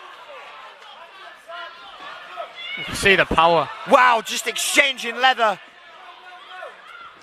Oh, and a beautiful double leg shot. Got to protect himself from that guillotine. Look to fight the hands. Oh, and lovely back step there. Using that to get his knee on the inside. But Hughes looking to land some shots from the bottom. Back into the guard. Now, Sam needs to look to pressure in on that butterfly hook on his right-hand side and look to pass guard. Hughes now switching, looking for an armbar. That's deep. That's very deep. He's lost it. Oh, but he's lost that now. These pros are brilliant. Again, looking for those up kicks, but Hewitt does a good job to pressure in. Yeah. Needs to stay heavy on that right leg and just drill his man with shots. Really impressive work by Sam Hewitt. Now, he needs to stay heavy on that leg.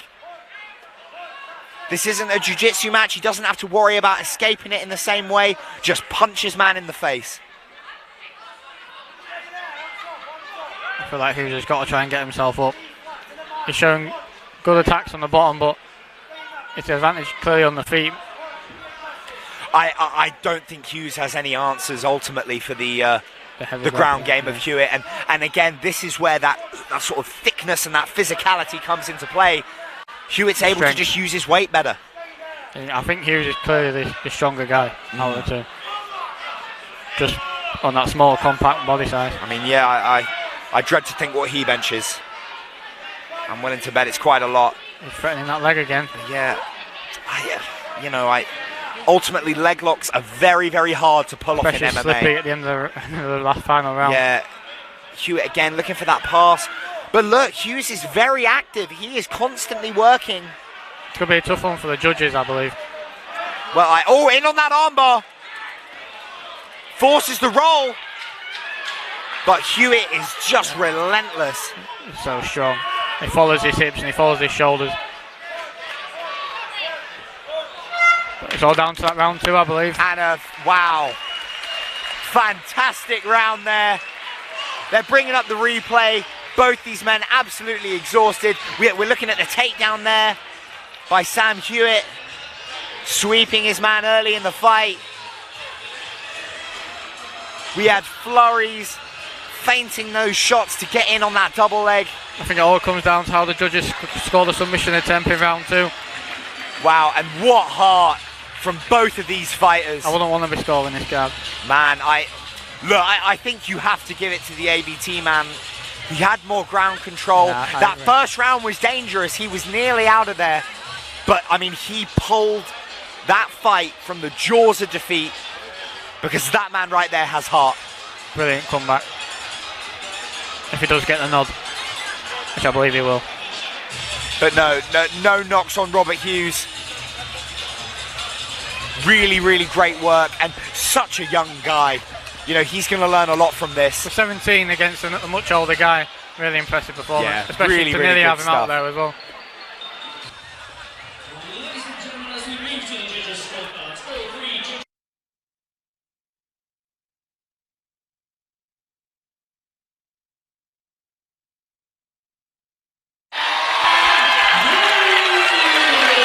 Now looking at the stats for our next fight, Tiago Oliveira taking on Will Bean. A significant height difference here. I'm excited for this one. Both of these men, eyes fixed on each other. They're ready to roll. And let's go. Kicking off our 10th fight of the evening. Will Bean with some powerful leg kicks to open up. Responded by Oliveira, going high. Oh, and a powerful straight right. Loving the mullet from Will. Oh, nearly eats a head kick, but uses it to get his man to the floor. And this is a really bad spot for Oliveira. But that does a good way to escape his hips. His hips are out, but his head's locked up. Well, I think Will is looking for a head and arm triangle from this position. This was very... Using it to pull his man to the bottom. If he can lock his legs up, He's out. he can put his man to sleep. No, he's not out. Jesus Christ. And he taps him. Fantastic job by Will Bean. Amazing performance. That's my man right there. Amazing job by Will Bean. Love you too, my guy. That head kick must have landed. He's instantly showing the hematoma on that. Yeah. But again, Right. that speaks to the character, the toughness. I nearly saw then. Jesus, it's way too fired up. Amazing job by Will. Wow, yeah, that is a big hematoma. For a 45, 1 minute fight, there's a lot of damage in the submissions happen. So Well, you know what? I think it's a really good job that Will got that fight to the ground, got it into his wheelhouse, and submitted his man quick. Because you know that's the kind of swelling that quickly becomes a cut. I mean, yeah. And the doctor could have stopped it. Absolutely. Especially in amateur MMA. Absolutely. They're trained to look after the fighters, so if that would have made it to the end of the round, or even just to the feet in the break, it could have been ended right there and then. But wow, man, I'm so happy for him. What a submission as well. I mean, he was almost from underneath. Yeah, almost falling off from the side. Last time I remember seeing that was Olenyk in heavyweight. So I mean, that is it speaks to the squeeze and the power of Will Bean. right across the MC. 51 seconds of round number 1, your winner by way of head and arm to in the red corner, Fantastic performance by the Carlson Gracie and AVT man Will Bean. Making Danny Mitchell proud by rocking the mullet and getting the win. They'll be enjoying taking photos after this with that. Oh, absolutely. Little golf balls appear. Oh, yeah. Oh, they're playing about with it now. Oh, man, again, I gotta say, Will, when you watch this back, I'm so proud of you, man. Put in such hard work in this camp. Really, really well deserved. I'm sure I'll be getting some flack at work for that one. But really impressive performance. At amateur lightweight. Wow, look at the height difference there. None of these fights disappoint. I'm on the edge of my seat. Yeah, as soon as that cage door shuts. I'm feeling very lucky to be here as we get ready to kick off our 11th bout of the evening. And with the touch of gloves, we are off. Immediately, Cruz looks to work the body a smart move as a shorter man against a taller man. The head might be hard to reach as it's further away. But drops it with the left hook! Wow, and we talked about carrying power with that shorter frame. Romero, Cruz making that point early. Oh, and a legal knee to the head there. A shot that's legal at the pros, but not legal in the amateurs. If Kristian's is okay, I would get back into the action as quick as I can, because he had his man seriously hurt with that left hook.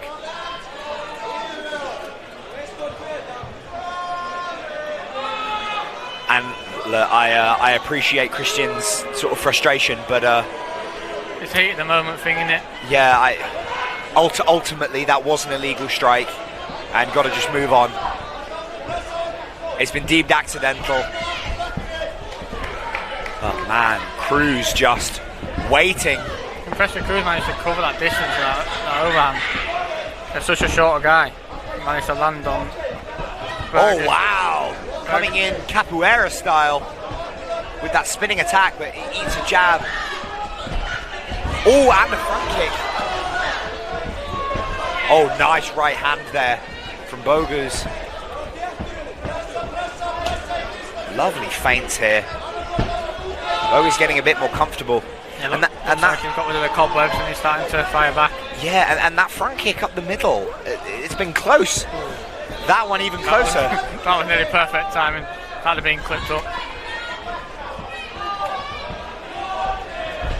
It's a good strike when the guy's smaller than you as well. You're kicking upwards and catch him on the chin instead of his head going. Wow, nice head movement. Can't get a finished sentence with these guys fighting. Yeah, I mean, both of these guys are throwing to put their man out. Oh, big right hand shot. Still brilliant defense, and Kristian's to stay in there. Oh wow, lovely counters. You can tell Cruz has some power on him. And it looks like Boguzs now shooting for the double leg himself. Just being stopped with that underhook.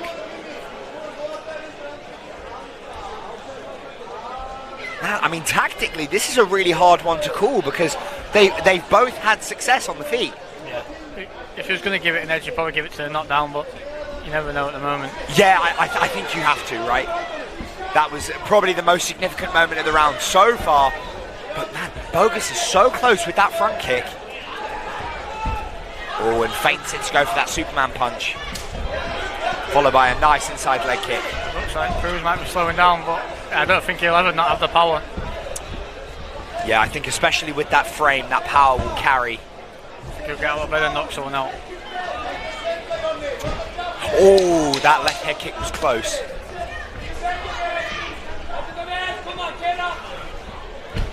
Looks like we're going into the second round. Wow. Good right hand shot to finish the round. And my heart is in my mouth right now. What a way to start off the round with a big knockdown. Yeah. Probably taking the round for him, but that left hand over the top.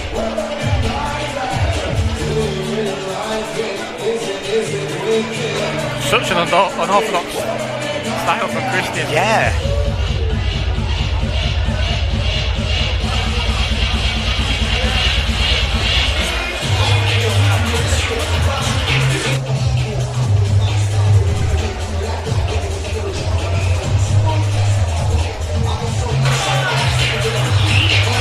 So now looking at some of those heavy shots from Cruz. But yeah, Boguzs, you know, having success in his own right. His counters are very, very sharp. He just needs to do a better job of managing the distance. He's the longer man. He should be using his long weapons and keeping out of range of those shots. Which the distance thing comes with experience. Yeah, exactly. It's not something you inherit, unfortunately. Getting ready to kick off our second round.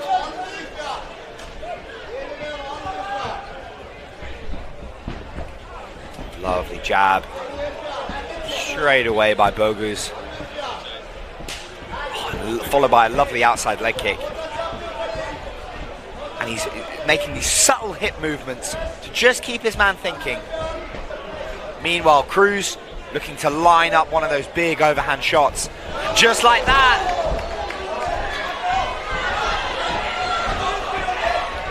Now Boguzs wants to be smart here. He doesn't want to end up in a slugfest, so it's very intelligent here to be either all the way in clinching and wrestling distance, or all the way out in his long-range striking. Yeah, you don't want to be in that mid-range distance with it moving back, reaching up in the air against this Cruz guy. And referee just moving his hand there for a potential fence grab.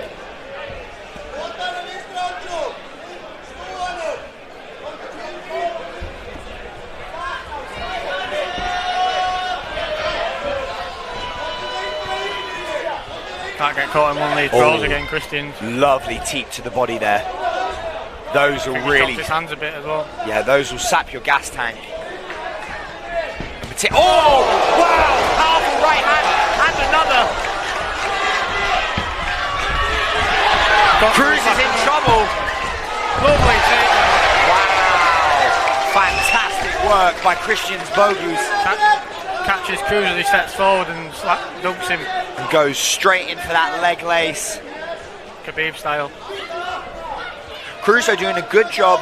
Guys have got much better at this. Has this become a more common move?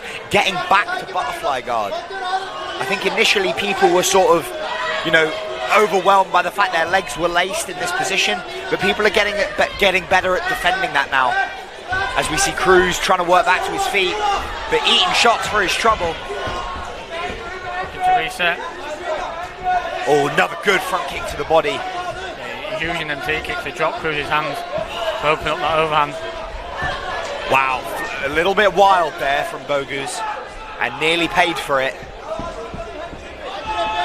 But yeah, I would keep attacking that body. As Teddy Atlas says, that's water in the basement. Oh, big left hand shot. Wow, and a flurry from Cruz. He's the right hand. Finish him. Cruz is barely hanging on. 15 seconds to work. Oh, big shots here, and now he's mounted. 10 seconds, can he survive? He's done a good job to connect his hands. Control the posture for the last couple of seconds. The last one round the piece in my book. Wow. I mean, Cruz barely made it out of that round.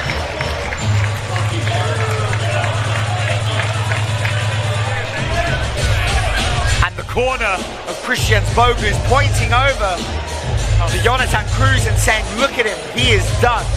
You need to finish him now. That exchange went that fast, I don't even know what ended up dropping him. Right, you can see on the replay, I was nearly out of my seat. Man, I mean, I know on paper they're likely around a piece, but man, it feels like Boguzs might just be running away with this now. I believe it. I don't think any significant rear landed in the first round for Cruz. Gets in them brawls, but a lot of it's just rushing off Kristian, and he's keeping it on his guard and he's staying safe. Yeah, but Boguzs has taken his time, he's worked out the distance, and now he's landing those real lethal shots. And then he's catching Cruz and he's backing away from him as well, which caused a little chicken dance at the end of that round. See, from a tactical point of view, I might be telling Cruz to mix it up and shoot for a takedown, but does he have the energy to do that in this third and final round? I guess it's time to see. Will we get a big finish? Oh, another lovely front kick to the body, and that visibly hurt him. Yeah, you can see the grimace. And another. Oh, powerful shots! Whoa! Wow! Cruz is swinging for everything he's got, but taken straight down to the ground. Kristian could keep it here, maybe win the round, but does he want to make a statement and finish it? I think if he goes to that, it's going to be on the feet.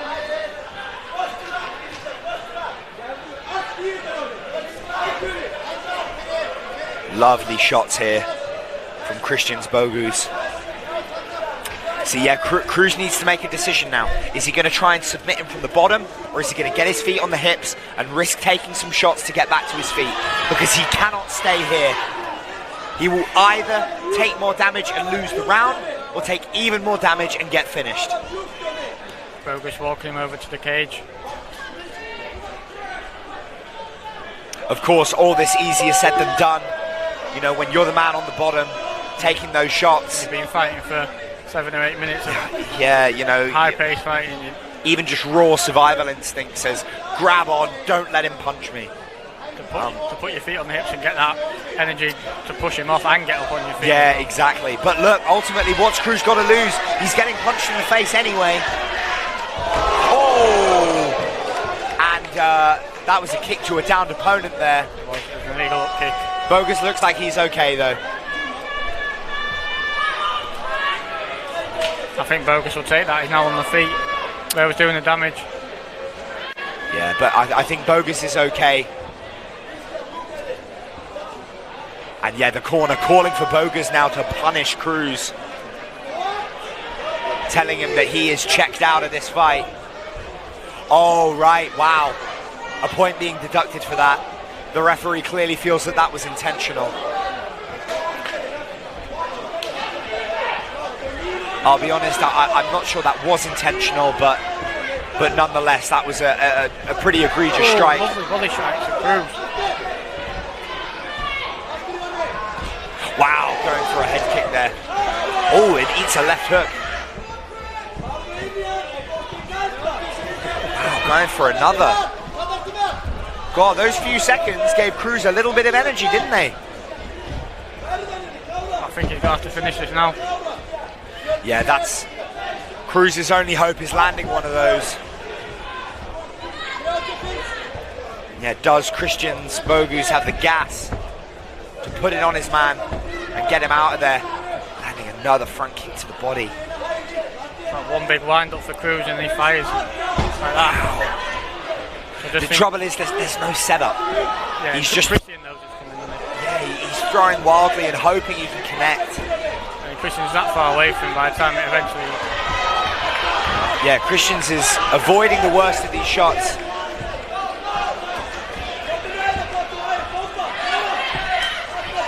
Wow, lovely work from these two fighters. And Kristian's Boguzs likely coming away with a big win. Lovely from Kristian to come back from that early knockdown. Yeah, what a take over from there, really. Yeah, I think you're dead right there, Jamie. Really great performance. Turning the tide in that first round and showing why he's one of the biggest up-and-coming prospects in this weight class.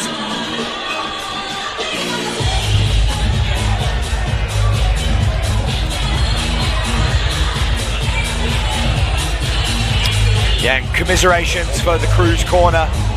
Understandably, he'll be very, very frustrated. Yeah, maybe that knockdown, obviously followed it up.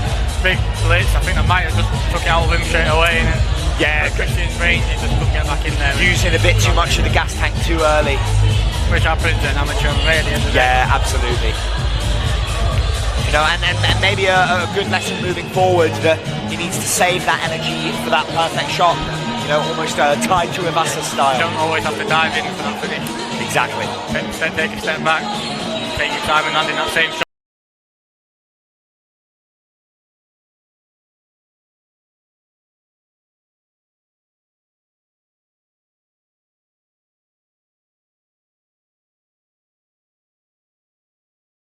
So fantastic work there by Cruz. The heart show tonight has been unbelievable.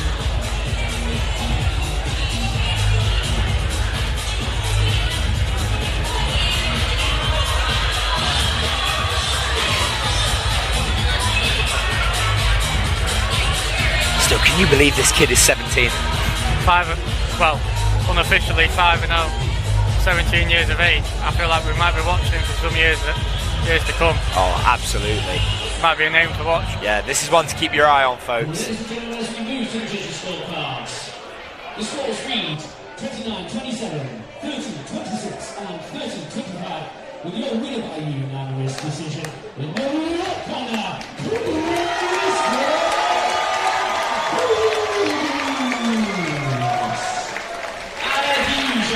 as predicted, Kristian walks away with quite a dominating decision. Yeah, even some judges having the first round for him, which you can't argue against. He did take over after the knockdown.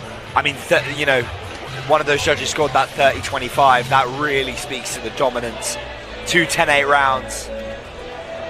Yeah, fantastic work there. And as we said, folks, one to keep your eye on, Kristian's Boguzs. Yeah, great to see the guys laughing and joking after the fight as well. At the end of the day, they're not here to hurt each other. They're only here to win the fight. For, I believe, our first heavyweight fight of the night between Oliver Basel and Matt Pepper. Our referee getting us ready to kickstart the heavyweight action. No messing about, we're straight in there. Look at them shorts from Pepper.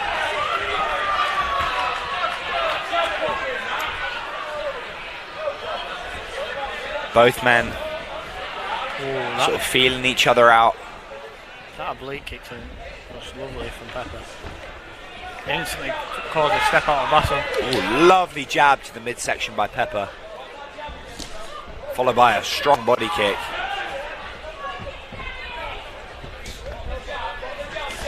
Oh. Wow, strong right hand over the top. Oh, elbows from Bassi.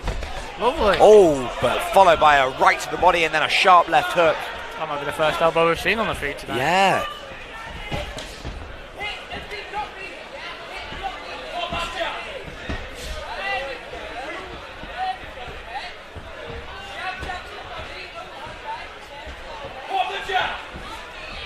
Matt will be looking. Oh, lovely head movement there by Pepper. Matt looking to pepper Oliver with these heavy strikes. Ah, I see what you did there. Very, very good, Jamie. Someone had to say it. Very good. I'm on for a pun. But that is exactly what's happening. Oh, left hook to body. Pepper is picking his shots. And he's causing Oliver's right hand to drop. Oh, wow. Nearly ducked his head onto a kick, but responds with a powerful 1-2.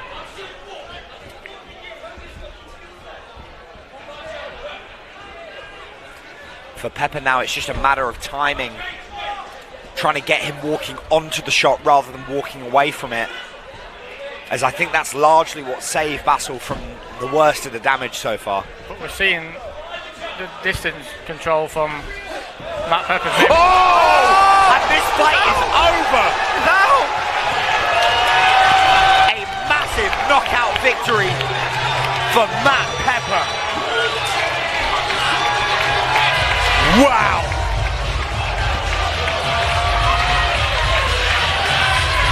Here we have the replay. The big overhand right, we finished it. Left out maybe. Out. He's out way before he touches the floor. Basel retreating with his hands forward and his chin in the air. And Matt Pepper capitalising to the fullest. Landing with absolute ferocity. Wow. Congratulations to Matt Pepper. Matt very pumped in the octagon. Well, and he's earned the right to be. I mean, that is certainly so far, that is the, I think the only, it has to be the knockout of the night. Checking himself out for the cameras. Can't blame him, can you? Don't worry, Matt, you look great. Even more so for that awesome knockout. 1 seconds of round number 1. Your winner by way of knockout, Matt the White Kingdom.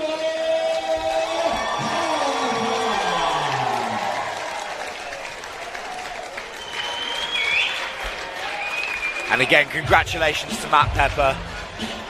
Commiserations to Oliver Basel. But a really good back and forth fight up until that point. I mean, mate, both of these guys look like absolute powerhouses, but you got to say, one of them's winning the bodybuilding contest. Yeah. And off they go. Liam Dunn in the red corner, Jordan Heath in the blue. And starting very measured, both of them trying to find their distance. Oh, and opening up with a powerful head kick. Forces out the stance switch from Jordan Heath. And the smile as well.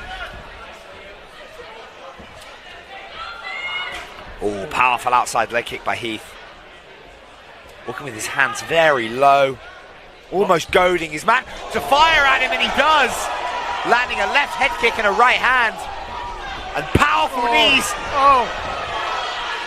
Oh, and he goes for the hip throw, but ends up on the bottom. Maybe giving away his back here.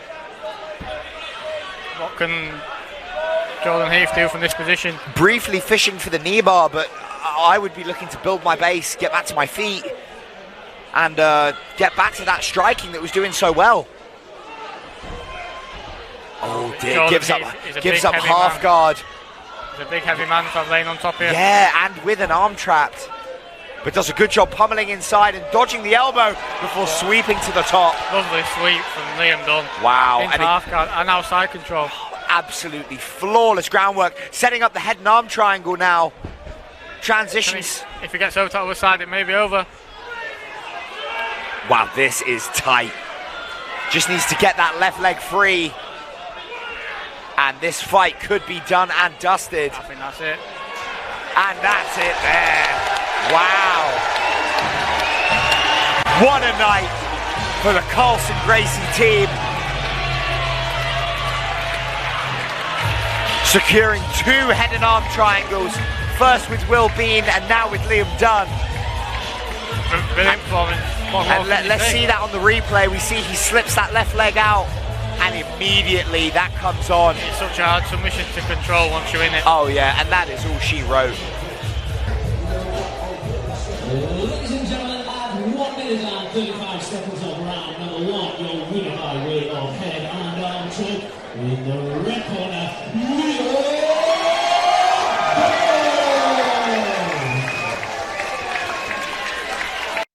And the tail of the tape for our main event in the heavyweight division. Charlie Milner taking on Pavel Dailidko. Oh yeah, you got that one. Perfect. Wow. All right, ladies and gentlemen. You could cut the tension in here with a knife right now. You really could. I would not want to be the referee in between these two either. Giving the final instructions. And the intensity of this stare down. Both these men know they are really dangerous. Looks like there's going to be a touch of gloves. Whew, and off we go. Do not blink, guys. Outside leg kick. Briefly forces a stance switch from Dailidko. Sees it coming this time and evades. Oh, and lands an inside leg kick of his own. That gets acknowledged by Milner before he returns a calf kick. Oh, powerful team. Forces the takedown from Milner. Oh, and he gets to his back. Looking for that rear naked choke. That is close. That is close. But abandons it and is taken down himself. Wow, a frenetic pace to start this fight. Pavel to get himself out of that situation and end up on top as well. Maybe Charlie got a bit ahead of himself. Yeah, just a little over-eager. Maybe if he slowed down a bit. Oh, powerful shot from the top by Dailidko. But look, Milner doing the right things. He's looking to get his feet on the hips. Harder because he's against the cage, but looking to create space or look for submissions, which is what he's got to do from this position. He's got the left foot on the hip. Obviously his right leg is a bit isolated at the moment due to the space he's got. Oh, now needs to get out from here. Does not want to be underneath Dailidko. You don't want that big, them punches raining down on you. Yeah. Especially with the power. Oh. Clubbing you with those big arms. Oh, landing powerful elbows. Oh, and he's out. And wow. There's your new heavyweight champion of cage steel. Oh my goodness. A short elbow that knocks him clean out. Fantastic work. Wow. Great job. There we go. By Pavel Dailidko. And well, by this point, Milner was already out. We really need a second or two earlier. But wow, fantastic work by Pavel Dailidko. your winner by 2KO and the new cage steel heavyweight champion,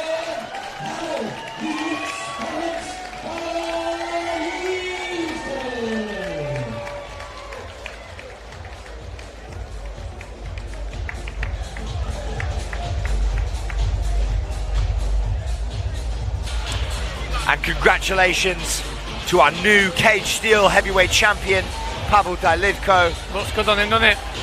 Looks very good on him. That's why he's champion. And here we have the tailor tape for our next bout. A huge height advantage for Rob from Carlson Gracie. Let's just having his final word with the two fighters. The atmosphere has not dropped a single bit. Not a bit. Here we go. Off we go. Rob Kolper in the red corner. Looking rangy at the start. Yeah, John Salinas in the blue. And immediately using that range to pressure his man back.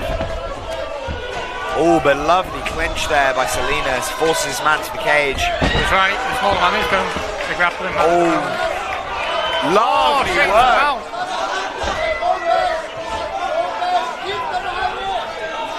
Salinas here controlling his man. Not good to be mounted this early into a 3 round. No, not when you're dry.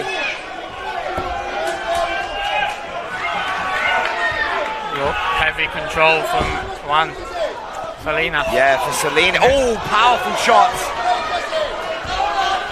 Salinas just needs to take his time. Oh, he's got the rear naked choke. He's fighting him out. And he's tapped. Wow. Amazing performance by Salinas. For Salinas. And you can see how much that means to the Reykjavik team. Iceland have got one back from Carlson Gracie. Wow, great work there. Absolutely validating. He even at one point, gives up his bottom hook so he can get a little bit of extra squeeze on that choke. Man, I don't think there's anyone who gets the way out of that one. Oh no, I mean, I know that's going to be very disappointing for the Carlson Gracie man, but just unfortunate, you know. You get caught sometimes. It's amateur MMA. Exactly. He'll grow from it. He'll come back. It's his first ever fight. He'll come back from it. Well done to the Iceland man. Makes this trip worthwhile if it wasn't already. Proudly clad in his Icelandic flag. And yeah, again, we're just looking at this rear naked choke finish. Yeah, so getting a big squeeze. Ditches his bottom hook so he can get that real tight hip in. And then a good show of sportsmanship at the end. Congratulations to Kyle, Rob, and on to the MC for the official decision. Ladies and gentlemen, at 59 seconds of round number 1, your winner by way of rear naked choke in the blue corner.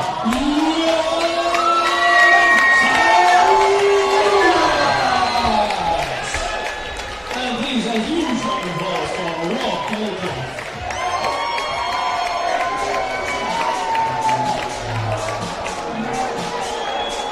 Here's the tailor tape for your final fight of the evening. Amateur super lightweight. We've got Kane Morrow versus Haas. This guy's looking to close the show with a bang. Like we're getting straight into it. Oh, I think so too. I think no matter what happens, this is going to be a highlight. Our referee getting us ready to start. Morrow in the blue corner, Kristinsson in the red. And with a touch of gloves, we are off. Oh, and immediately in. Straight in his face.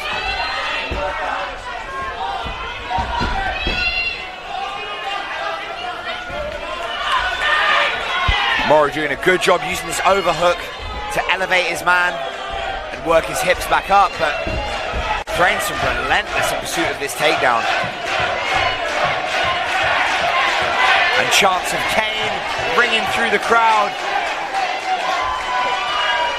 as he lands a couple of shots. Kane doing his best to pummel inside. We've got the Icelandic making a noise now. Ooh, now Kane potentially trying to get an underhook. Briefly flirted with the idea of a guillotine, but now gets taken down. And his guard passed. Really needs to try and ditch that headlock grip. It's just going to keep him stuck here. Yeah, needs that right arm free, especially if he gets this one pinned. But he's using it well, but he might give up his back. Yeah, use it to elevate, but as you say, Jamie, giving up his back, but does a good job to turn back inside and fight again for those underhooks. Great from both guys here, back and forth. Yeah, absolute textbook offense and defense from both these guys, just neutralizing each other at the minute. But yeah, they're right now against the Kristinsson corner as Kane Morrow turns his man against the cage, but then gets reversed himself. The atmosphere right now. If you can't hear on the broadcast, there is like a war chant going on in here right now. Kane drops down.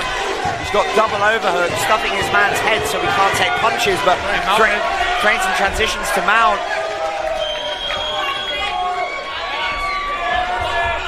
Looking now to smother his man. Probably to move away from the cage as well, so he couldn't use it to his advantage. Yeah, good tactical decision there. Kristinnsson's going to be looking to create space and land some more significant strikes. Oh, now takes the back. Option as well. Landing powerful shots from the top. Nearly falls off. Great power from Kane to get to his feet. But I think that just on the chin. Kane's chin is still tucked in there. But locking his hand up behind the head, you can still finish it over the chin. Finish the neck crank. I've seen it before. But let's go with it. Oh, beautiful work by Kane to finish out that round. Wow. Fast-paced round. Very fast-paced. Felt like it went faster than anything. Yeah, here on the replay, we see the takedown as Kristinsson manages to pull his man's legs away, circle him off the cage, and muscle him to the floor.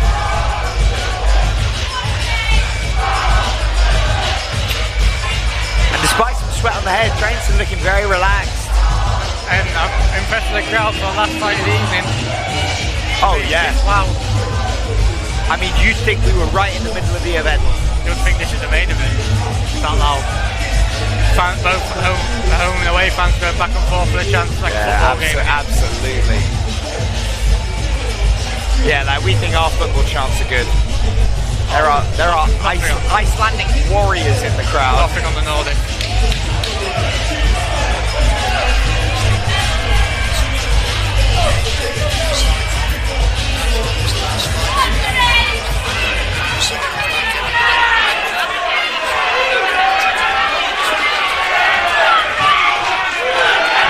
Here we go, round two.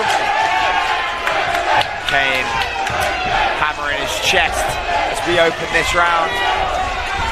Both men exchanging kicks. Oh, and a powerful left hook. But Kristinsson again in on that double leg.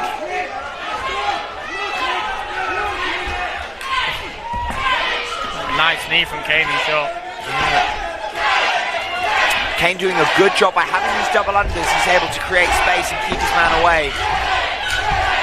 But Kristinsson switching from the single back to the double. Oh, and Kane using that underhook to wrench his man over.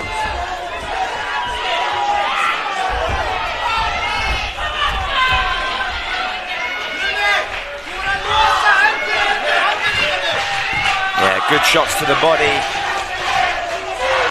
And how long is Kane Morrow using Standing crucifix? Oh, but lovely outside trip there by Kristinsson. Half guard. And across the mount. Kane, I feel accepted that a bit too easy. Yeah, I think Kane might be in a little bit of trouble here. Needs to try and work to a half guard. Explodes out of it. Wow. Oh, lovely! Maybe we're wrong. Amazing work by Kane Morrow there. He was waiting for that explosion and... Yeah, reversing the position. Kristinsson wasn't ready for it. But now he's Kristinsson drawing up that armbar! And he has that arm locked out. That's it. And he gets the tap. And that's another one for the Iceland man.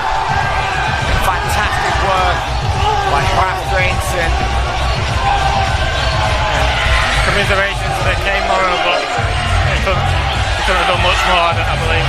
I mean, Kristinsson clearly understood the assignment. He knew he needed to grapple, and he got the job done. Amazing work there, and a well-earned victory for the Nordic fighter. Oh, and listen to this crowd. Got the chants are coming now. This is maybe one of my favourite fights just because of the atmosphere in this place. Seconds in round number 2, your winner by way of Arnarson, with the red corner, Haraldur.